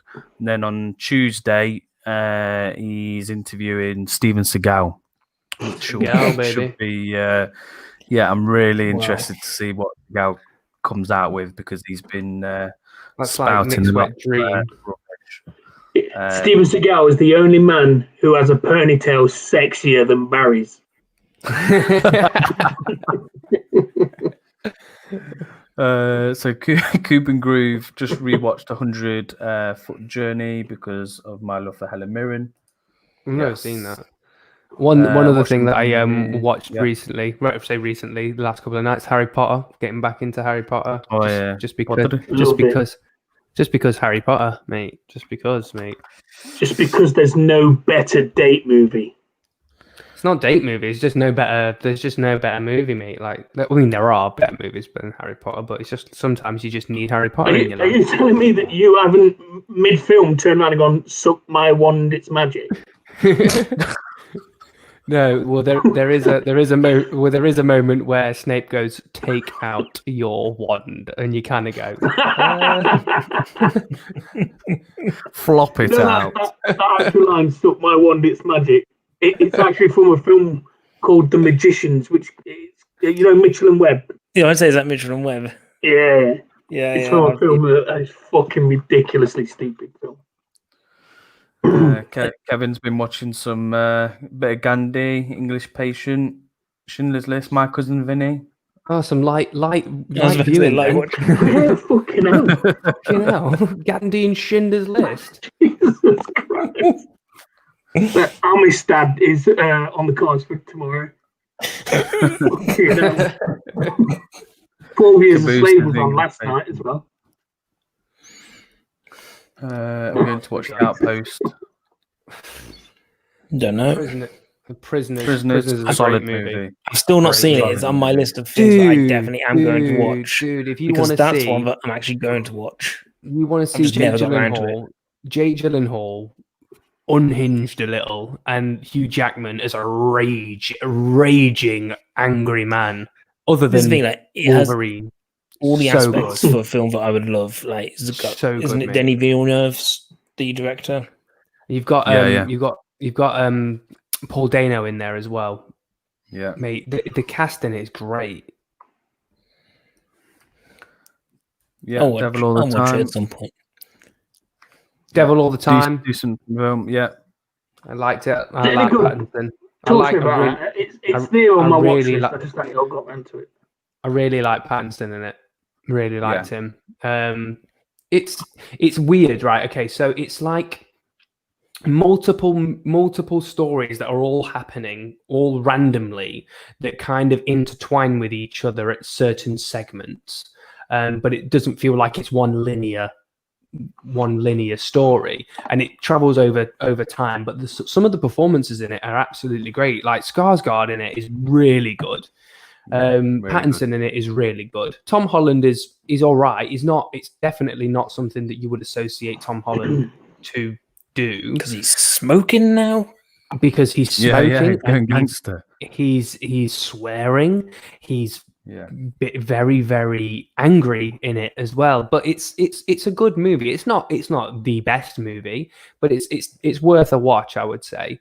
I think just for Pattinson alone, I think he's on an absolute roll at the minute. Yeah, he's just seen Pattinson go pervy pasta. Yeah, the other thing about it is it kind of makes you hate human beings, certain human beings. It just like there's some really, really sick, seedy shit in it, and it's it makes your skin crawl at times. Yeah, I think I keep when I speak to Andy at work, I keep going delusions.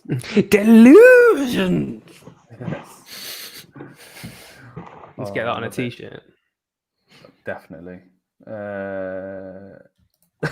How fine was Rose in Titanic? Go on, Dan. Titanic's a great movie. No, I love Kate Winslet, mate. I watched a you know the YouTube thing where the professionals react to CG, good and bad CGI. Yeah, I think it's Corridor Crew. I watched a video of them doing Titanic, of them watching Titanic, and the majority there's very, very few CG shots in Titanic. The majority of it is all practical. Yeah, they don't use like models and stuff like that. Yeah, like miniature models that were like huge miniature models, but then they had to kind of like do some like scaling of different movies to make sure scaling and like force perspective to make it look like accurate in terms of the water droplets with people and stuff like that. Like it's mad the level of intricacy that was done that was taken into filming Titanic, considering it was all practical. The majority of it, anyway. I found out like about a couple of years ago, when they did the re-release in the movies, and I think they did it like in 3D. I found out it was like my dad's favorite film, and I had no idea. Of course it was. Of course it was. That's what paused he's that painting like a VHS. French girl. That paused. Kate getting the knockers out. Yeah, I think that's a good movie. It's a solid movie. Yeah. The VHS What's the was movie worn out. about, Dad? Don't know. Who Something knows? about a necklace. Yeah. Dan, what's Prisoners about? I don't even know if I've seen it. Go on, Dan, explain it. Prisoners. Okay, so the basic premise behind Prisoners is two girls go missing, and Jake Gyllenhaal plays the detective trying to find him, and Hugh Jackman is one of the fathers of one of the girls that have gone missing. Terrence Howard's in this movie as well, who he's not a massive part of it, but you kind of forget that he's in it just because of the standout performances of everyone Because he's Terrence else. Howard. And and then he's basically just trying to find where they've gone, who's done it, why they've done it, how they've done it, and stuff like that. But it's really, really good. Like, Jake Gyllenhaal is really, really good. I mean, when is he not? But really, really good in it. And Hugh Jackman is a bad man in it as well. Yeah. Absolute bad man. Barry, it's definitely worth a watch, mate. Last time a week. No, I haven't. No, I haven't. Okay, I'm a bad person. What's that? You all knew I hadn't. There's no point in asking. You all knew it. Last time a weekends. Barry keeps on telling me I need to watch Last Time. It's kind of like Casino all over again. Like, I was told to watch Casino, and then like 3 years later, I watched it. I thought it was on the other night as well. I didn't watch it. Just do what I do. Belligerently just say, yeah, sure, I'll watch it one day, and then never watch it. That's kind of what was happening with the Last Americans, to be fair. Dances with Wolves is a film that my parents had that we were banned from watching. Costner. Like it was always on the bookcase, and we had like all the DVDs and tapes that like we could all watch. But then there was Dances with Wolves, and we tried to watch it once, and like it was turned off immediately because we were too young for it. No, mate, that's not why. That's been recorded over. I'd say it could have been anything on that tape. I'm telling you what, I can tell you right now what was on that. It was shaky cam footage. That was your dad's birthday. But yeah, we were. So I've never seen Dances with Wolves. And obviously, with you being a Villa fan, what happened is they went down to Wolves ground. They filmed a little striptease outside of Wolves. Outside of Molyneux, and they got a little bit freaky. Hey, Dan, Diane Hughes is a saint. I will not have you bad matter. Oh, she is a saint. But yeah, I think subconsciously I've never watched that film because I was never allowed to. So like, look at the poster and that's it. I'm like, you're a good boy, now. That's what it is. You're just being a good boy. You're doing as you're told. You're being a good boy. At the age of 30, I'm still there. Like, I can't watch it. Mum said no. Can't watch it. Parents told me I can't. Sorry. Hello, High Water is a really good film. Yeah, I love that film. Did you see Wind River, which was kind of the spiritual follow-up? No, I didn't see that. Wind River is incredible. It's Jeremy Renner and Elizabeth Olsen, and they go to try and find out, solve a murder that happens in like some snowy part of America, but they have to kind of do it with like the Native American locals of that area. And it has like one of those moments in it that you're just like, oh wow, I didn't expect it to take that. I didn't expect. It's not even like the film takes a turn. It just has like a piece of imagery when I was watching it, and I was just like, "Fuck, okay." Like wonderful film. Like it's the same guys who did Hello High Water, so it's the same quality. But yeah, Wind River is great. What's the guy opposite Pine in Hello High Water? It's Ben. I always remember him from that vampire film with Josh Hartnett. Foster. 40 Days a Night. Ben Foster. Yeah. Guy plays Lance Armstrong in the program. Yeah, he's really good. I like him. He's just a crazy mofo. Yeah, really what else we got? So we got Casino isn't even that great. Yeah, I agree. I didn't really think it was that. I honestly didn't really rate it. Night, Heather. Night, Heather. See you later. I didn't rate it. It was just like, and I think it's probably because I was forced so fiercely into watching it that I was just kind of like, all right, let's just get this fucker over and done with. But no, I didn't rate it. Like, I think Joe Pesci was, I don't know, he just plays. I feel like he just played the same character quite a lot. He plays the same character quite a lot, and I feel like that one was just overdone. But yeah, I just didn't. I was just like, it's all right, it's there, it happened, and I'll probably never watch it again. Sozard. Bodyguard. I think Casino and Goodfellas could have been smashed into one single film personally, but I still loved it. Casino's great. And that scene with Joe Pesci in the desert, that's one of my favourite films in cinema. Scenes, sorry. Obviously, it's not the best desert scene in any movie because that goes to Aquaman. For real. Like, if you could play Pitbull doing Toto's Africa over the top of any movie scene, then you got a good movie. Aquaman is just the pinnacle of modern day cinema. I'm going to throw it out there. Casino C. Okay. Heather, there you go, Dan. There you go. Hang on a second. I know. That's why I said goodnight, Heather, and then I realised she said she was going to bed.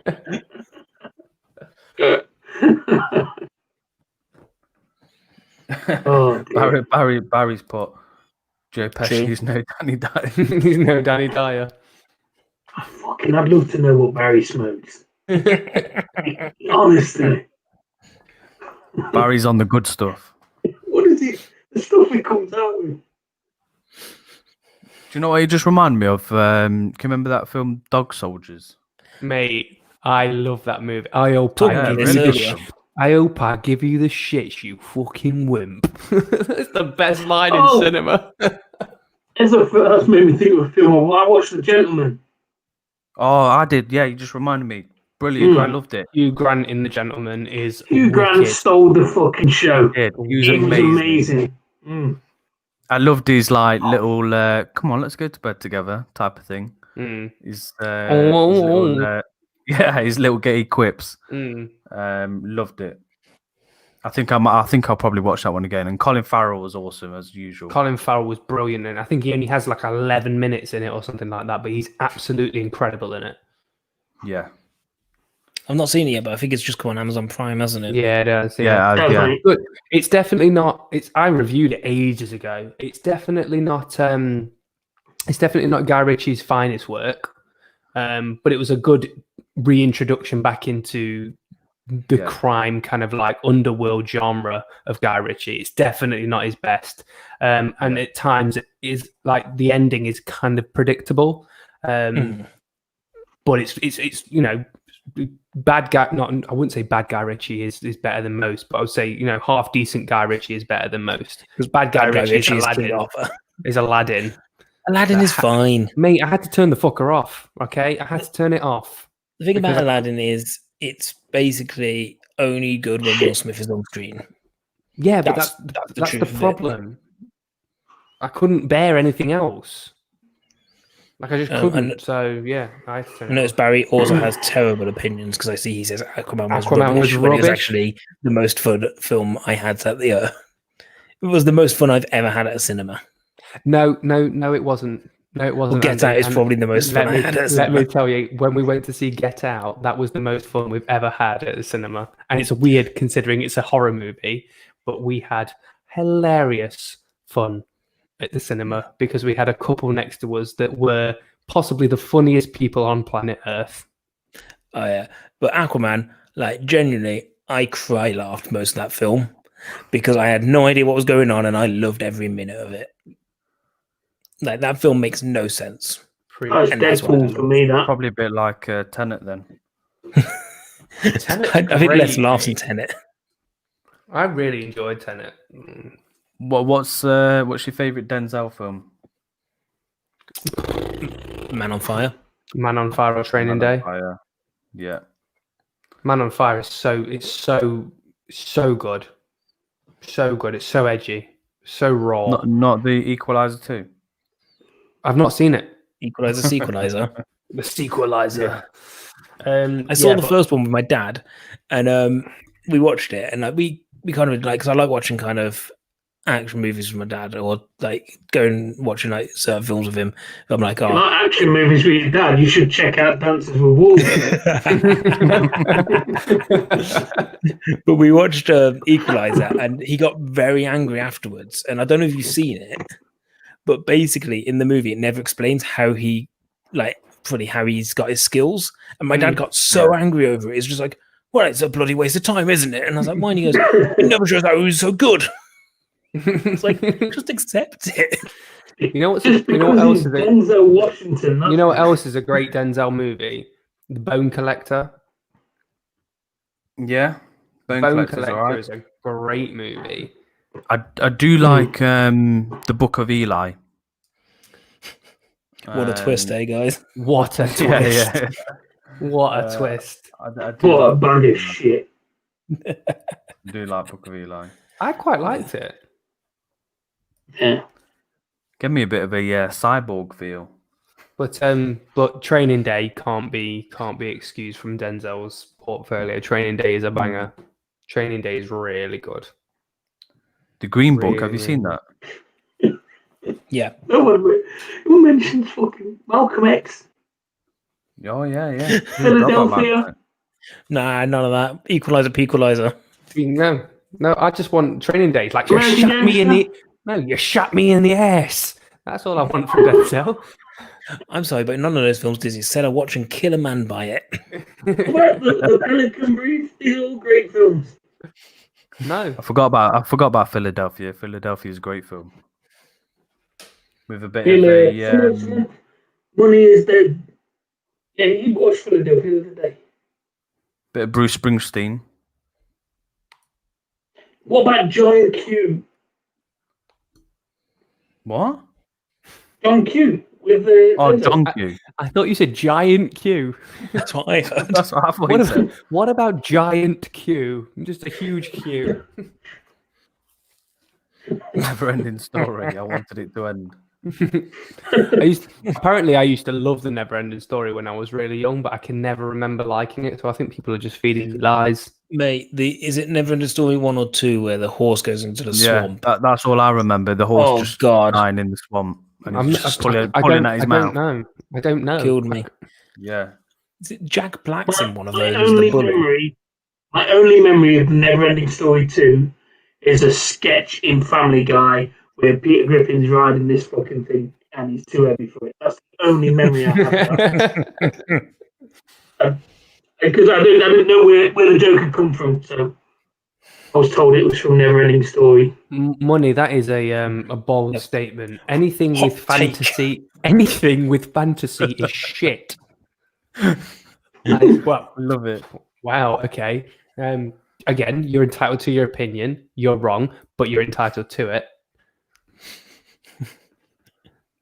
How can anyone say like Lord of the Rings? Lord of the Rings. Come on, Lord of the Rings. Cuban, I turned it off. I've not watched Enola Holmes, but I've heard it's all right. No intention of watching that.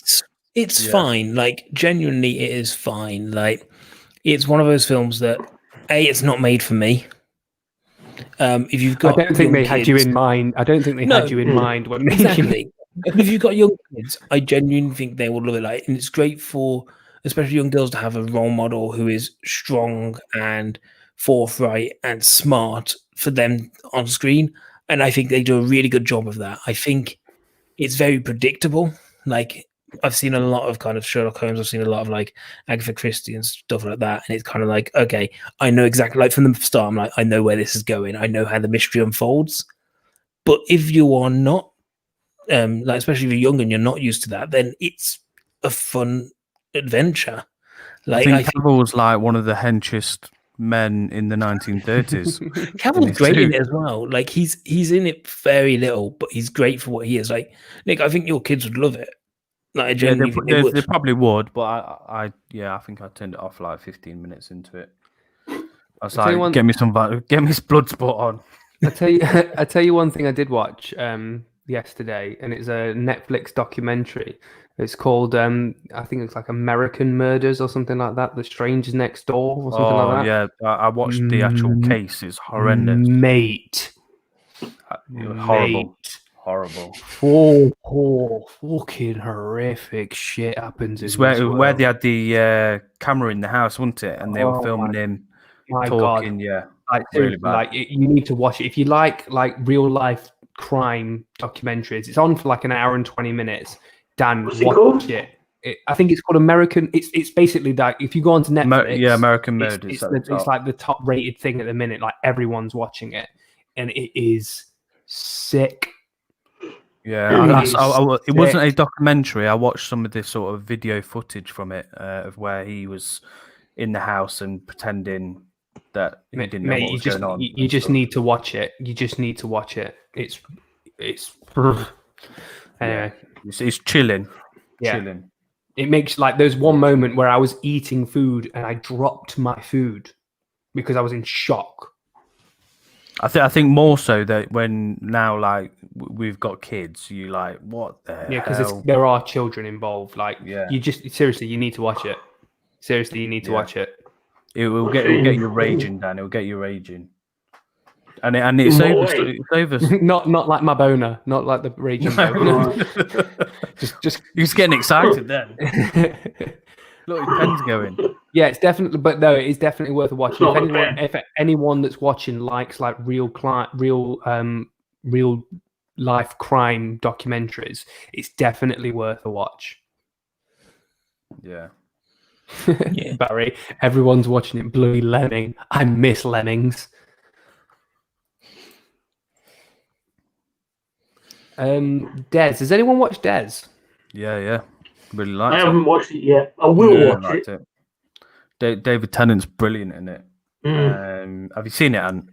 I've not actually watched any of it, but David Tennant's brilliant pretty much in everything. So he's very the way that he sort of portrays the serial killer is very calm, and I think it's the police sort of are baffled at how calm he is talking about what he's done. So he's just like very casual, like, oh yeah, I've done this, I've done that, and I think they can't like understand how he's just spilling it out like it's an everyday thing he's doing. Tennant, in any role where he's played a bad guy, he's fucking brilliant. Tennant's just great. Like he's really good, great actor. He's the best thing. We used to talking about bad guys. Oh my god, what was the Marvel one? Jessica Jones. Like I did not like Jessica Jones, but he was the best thing about it. Easily the best thing about it. No, he's just a phenomenal actor. Like that, I didn't watch much Doctor Who, but like the Doctor Who that I loved was his period of time. Like after that, I didn't really like Matt Smith, but I think it's just because I was so enamored by David Tennant's. So he was in a program that's available on Netflix called Criminal. I've not seen it, but somebody messaged me yesterday about it, saying apparently it's incredible. There's different versions. There's like a French version, there's a Spanish version, and each episode is just, they're just interviewing a suspect about a case, something that's gone on, and they've just released new English episodes. So I'm go on and watch that. But I think he's on the first actual episode of it. Is it good though? Yeah, and it's all dialogue. There's very few scenes outside of the interview, so it's really good. I think you'd love it. I'm sorry, one of us. I don't think Ant would like it because there's no tits, graphic horror. Obviously, talking of horror, is everyone looking forward to Hubie Halloween, the new Adam Sandler movie coming out on Wednesday? Oh God, no! I can't wait. No, not even joking. I genuinely can't wait. Like, I don't like. I came into this when the trailer was released. I came into it going, "Oh no, here's another Adam Sandler Netflix movie," and I keep playing the trailer to annoy Alex. So I'm like, "Oh, I'll put it on." Like every so often, I'll just play it, and then the more times I've watched it, I now just think it's funny. What's it called? Hubie Halloween. It's Adam Sandler. He's doing a little voice, and it's also at Halloween. It's Is going he to be doing the Adam hilarious. Sandler voice? He's doing an me a Adam Sandler headache. voice. He comes out Wednesday, and our original plan was when we finish work on Wednesday, we're going to sit down, we're going to watch it, and we're going to have the best time. I might be having plans on Wednesday now, but I'll be watching it this week. And then I'm going to watch some terrible horror called Haunting of Bly Manor. Well, the original series is not is all right. Oh no, I'm really looking forward to Bly Manor. I was just being facetious. No. I think it's Haunting Hill House is great. And then he went on to do Doctor Sleep, didn't he? The director. Yeah. I can't remember what his name is. I really like that Doctor Sleep. I didn't see it, but I know Alex is a massive fan of it because he's a huge fan of The Shining, and he said it brought a lot of those feelings back. And it was one of his favorite films of that year. I don't know if I'd get the same thing because I never really liked The Shining. Yeah. Like it never did. I saw it at far too younger age, and I watched it with a friend, and all we did is made jokes the whole way through. Dude, I think the problem with The Shining when you watch it too young is the entire film gets based around that one scene in the bathroom. So you don't actually get to enjoy the film. You're just waiting for that one scene. The problem we had was we watched it young, and because at that age you don't want to be scared and you don't want to seem scared in front of your friends, so you make jokes about stuff, and then you make it and we were massive fans of like Mystery Science Theater at that time as well. So we were like, oh, we're as funny as those guys. We can riff track this entire movie. And so like the whole film now is just littered with these silly little jokes that aren't even that funny that me and my mate made at that time. But now if I go back to it, it doesn't have the same effect. Joking during a scary movie is exactly the same as yawning during a sad movie. Trying to disguise the fact you cry. No, 100%. Because I'm a man and I don't have emotions. I rewatched The Shining last couple of years, and just from a movie making perspective, forget about what's in it and how scary it is or anything, but just from a movie making perspective, that movie is just genius. Mm-hmm. Kubrick did something with that movie, like the cinematography, it's just unreal, and it's a pleasure to watch just from a movie making perspective. Yeah. I'm going to say something here that might not be very popular. The woman in The Shining, right? At one point, I wanted her to just get killed. Yeah, but you should fucking annoy me. Olive oil. You're supposed to. Yeah, just like get her. You are. I feel like you are supposed to kind of like, even though what he's doing is absolutely insane and mental, and he should not be doing it. I feel like Kubrick wanted you to kind of almost sympathize with him a little bit because she is annoying as shit. I think the problem with The Shining is, and I think we can all agree here, is the most definitive version of that movie was in Ready Player One. Yeah, I agree. Don't. You know how I feel about the change of that. Don't. Okay, look, Ready Player One. No, now we're on it. Fuck it, we're on it. All right, Ready Player One. If anyone's read the book of Ready Player One, you will know the gripe that anyone should have with the movie Ready Player One. Have you got the book? I lent it to Brian, but yeah, I've got it.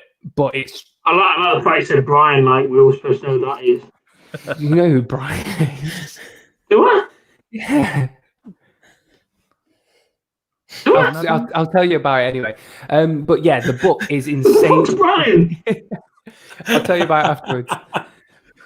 Put it in the chat. Tell me who the fuck's Brian? I will. But the book is just far superior to. Oh, that prick.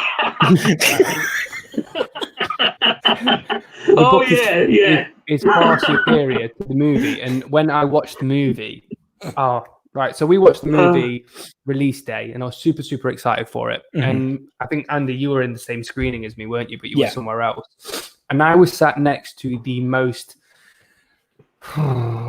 Most enthusiastic man about life I've ever come across. Literally, like anyone could have said hello in the movie, and he was pissing himself.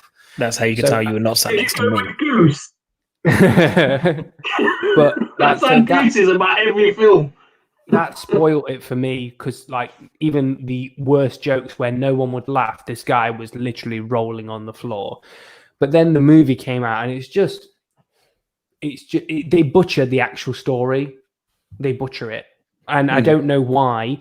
Because the screenwriter for the movie is Ernest Cline, who wrote the novel, who wrote the book. So, like, I don't. The thing is, I know. And signs, buddy. And signs.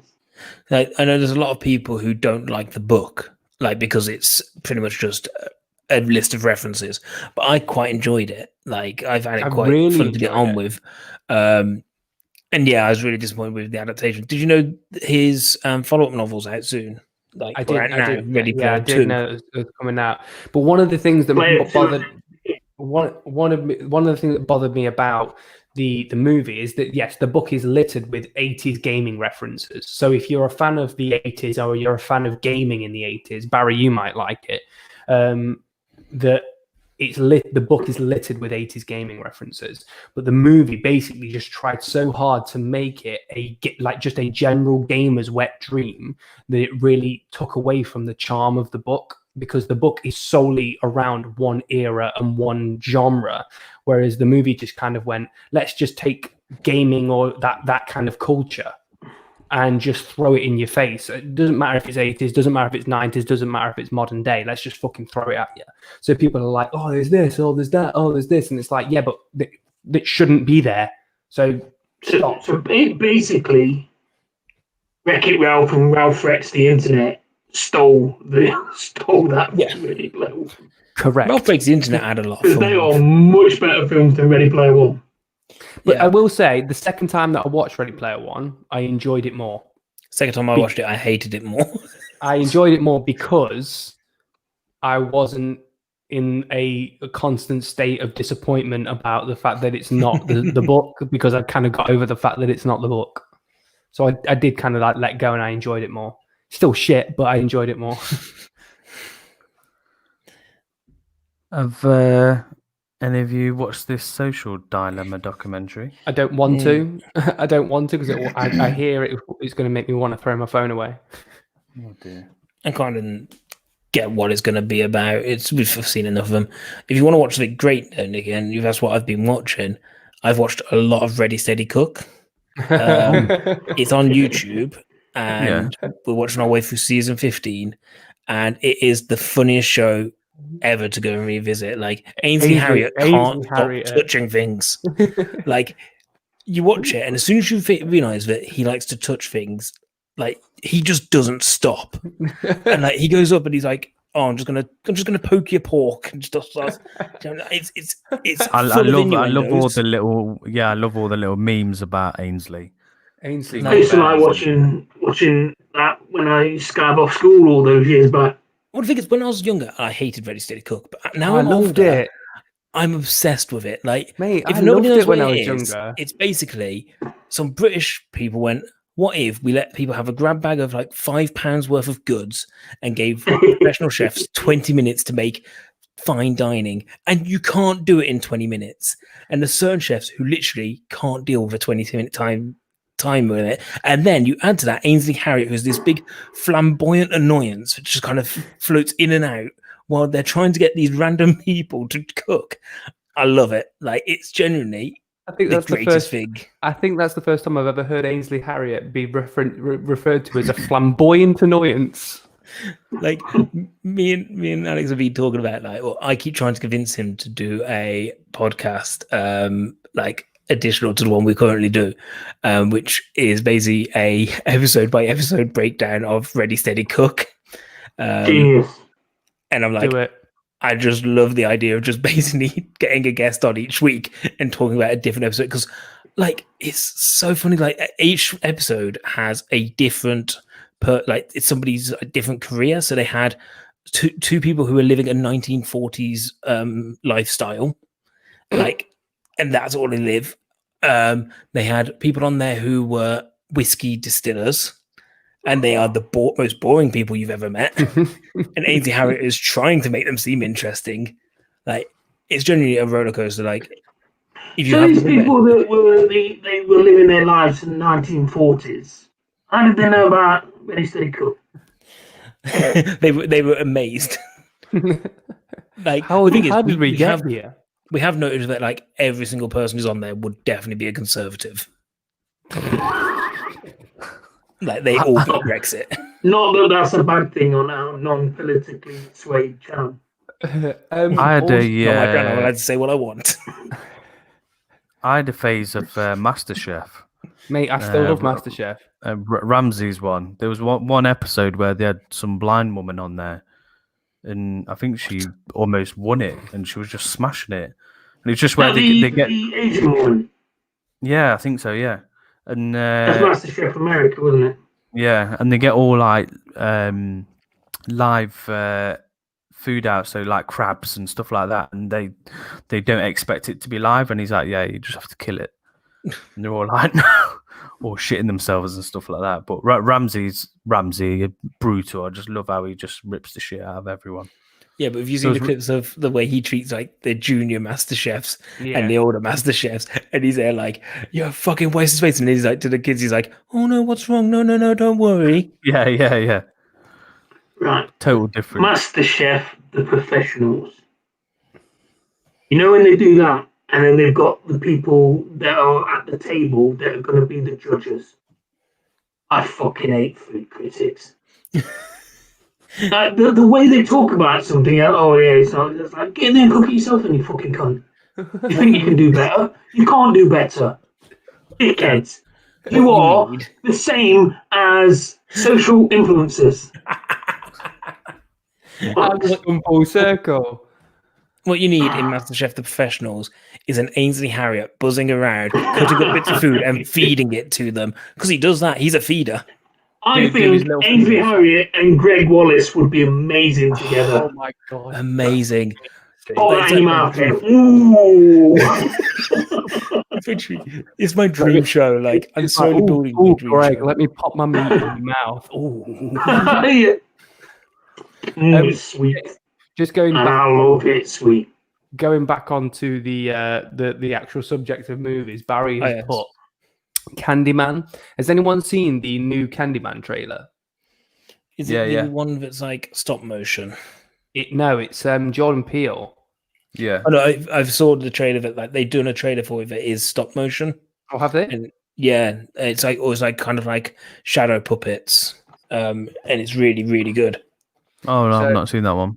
Yeah, the main trailer for this looks pretty bloody decent. I saw it when I went to go see New Mutants. Yes, I think we saw the same time, and it looks really good. I mean, like the original Candyman is something that used to scare the absolute living shit out of me when I was younger. I think he's in this film. Yes, he is. Yeah, Tony Todd. Who the Candyman? Yeah. The Godfather of horror. Yeah, the original. And it actually looks pretty decent. I mean, I could be wrong. You know, I could be very wrong, and it just looks stylized to fuck in the trailer. But it looks pretty decent. As said, my main concern with Candyman is so it's been pushed back like over a year now, and it's one of those films that you're just kind of like they build up this hype, and then they release that like. I know you haven't seen it, but they released this trailer that's really stylish and really creepy. And now you've got to keep building that up until it comes out now, so that people don't forget about it and it doesn't lose its buzz. And I suppose that's the hardest thing at the moment. Like for all these films that you're there, like, oh, we started promoting. Like think about Bond, like they were about to come out when everything went down, and they had released the trailers, they released the song, and they'd announced, oh, Billie Eilish is doing a song, and the song was like boosted up through the charts and everything, and everyone's like, oh, we're ready for Bond now, and it's like, oh yeah, we're closed cinemas, so guess we'll be back in November. Yeah. And they just kick that can down the road a little bit more. Yeah, I agree. But it's it does look good, but no, I totally agree. It's hard to be able to kind of put kind of like a marketing campaign out there for anything at the minute, just because uncertainty of everything. Oh, I think I wonder if like a lot of these big movies have lost a lot of money through advertising, so they would have obviously prepared in advance to get all this advertising going. But obviously, they're going to probably have to rejig everything for next year. So like you said, James Bond was more or less ready to go, and then they've had to push it back to next year. Yeah, like movie studios are going to be operating on losses like straight away with a lot of these movies, which I think is why a lot of them are tactically moving things back because they need to recuperate said losses. They can't just go, let's just do it now and just hope for the best. They just can't. They, look at Mulan. I don't think like people thought that was gonna work. It's like, yeah, bang it on a streaming platform. People are still gonna pay for it, and it just. I mean, I think a lot of it flopped due to kind of like the lead actress's political views on things as well. But it the thing is, you can't rely solely on that. For Mulan, if they'd have just put it on and not charged for it, they might have had fucking hundreds of thousands of people sign up to Disney Channel. But they're not making revenue from it though, because that's introducing a new movie into an already existing revenue stream. So that Mulan was planned. It was planned to be introduced into cinemas, so they were expecting box office money. And that's why they're charging people $30 or 20 quid for it, because that's you're putting it in a platform that is open to at least 7 accounts. So that's less than a movie ticket per person if you pay 20 quid for it. The thing is, as well, Dan, is what they're trying to do is have the cake and eat it, because they introduce it with a $30 price tag, and then in December they release it for free. Yeah, they're hoping the ones that they didn't collect with the £30 buy-in will then all sign up to the platform. Because they'll just do what they did with Hamilton, where when they put Hamilton on there, they got rid of the free trial. So you couldn't get a free trial for Disney Plus for the first 3 weeks of Hamilton coming out, to avoid people from just signing up for free and then getting rid of the platform. But at the same time, was that the actual stage show? Yeah. It's this film version. Like, they made massive money off Hamilton. Like, but at the same time, like I can't blame them for trying out that strategy, because it worked with Hamilton. And also, if you've not got a cinema to be able to recuperate or to get a revenue stream from, you need it from somewhere. These movies are box office big budget movies. They're spending hundreds of millions or tens of millions, hundreds of millions of dollars on these movies. They need to recuperate some of this money. So you can't, I can't knock them for trying it. It's you won't get $1 billion movie this year. You're not, no way near. And that's the thing, like, these films were built to Disney were used to. They put these films out, they make $1 billion. That's what happens. And I believe you could probably just be patient and not put these films out, but then you're just sitting on something that, and you're not making anything. Yeah, that's what I mean. You're operating on a loss instantly, because you spent so much money on these movies. These big, like Bond must have cost a ridiculous amount of money, and it's just getting pushed back. And you're saying, yeah, you're going to get that back sooner or later, but like, what's to say that that's ever really going to happen within the next year? I think what you've got as well is you have the films that are sort of pushing themselves back next year. They will sort of be fighting to not be the first film that comes out, because Tenet was first brave. film, yeah, exactly. Tenet was brave. Like, Nolan was brave to do that because he knew that he wasn't going to make a lot of money on it. He knew that it wasn't because well, you could argue both. But at the same time, like, someone had to do it, and Nolan's used to blockbuster movies, like big movies.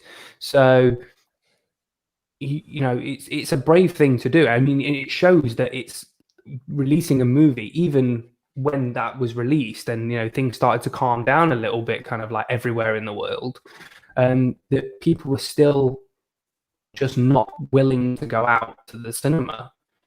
And I suppose it didn't help with the kind of like regional, the regional releases. It wasn't a worldwide release. It was released over here first, and then over in America, and then over in China. And it was done in a staggered way, which is always going to be a lot less financially beneficial to you.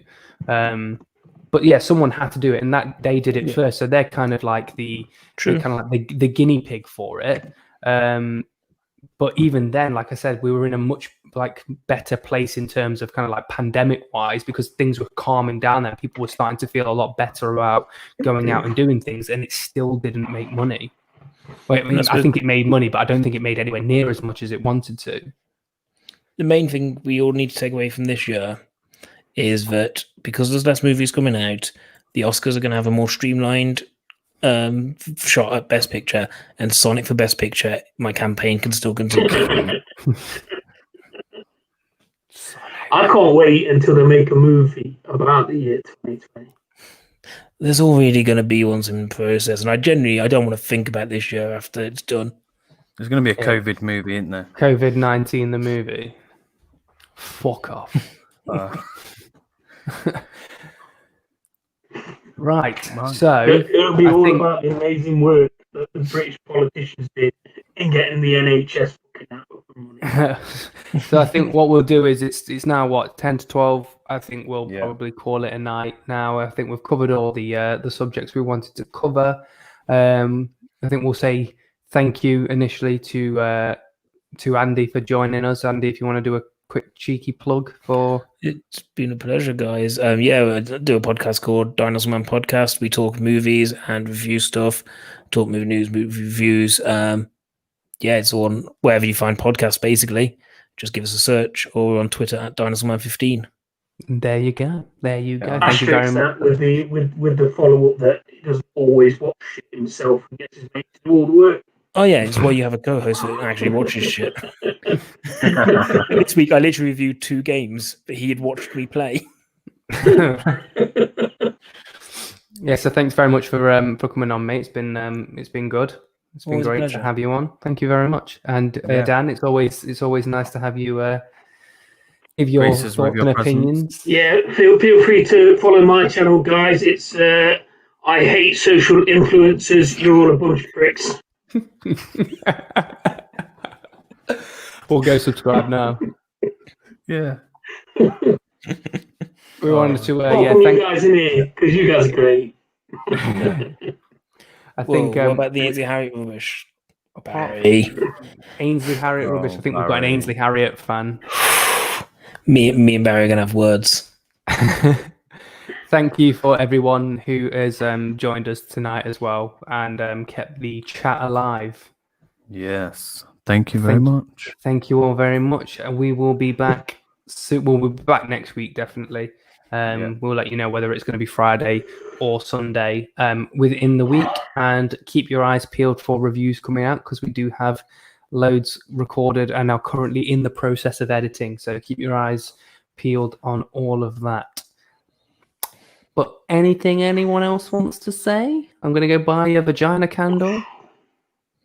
No. Oh. If you missed it, go watch our candle session earlier on. Don't forget vagina. Oh yeah. What about vagina? Go on, give a quick plug, Dan. So I was just, as you do, scoping around the internet the other day, and I found that there's actually a company, I think they're called Vagina, and they sell fudge molded into the shape of a vag. Nice. Yeah. I don't want to dwell too much on this, but what on earth were you searching for? Man eats vag.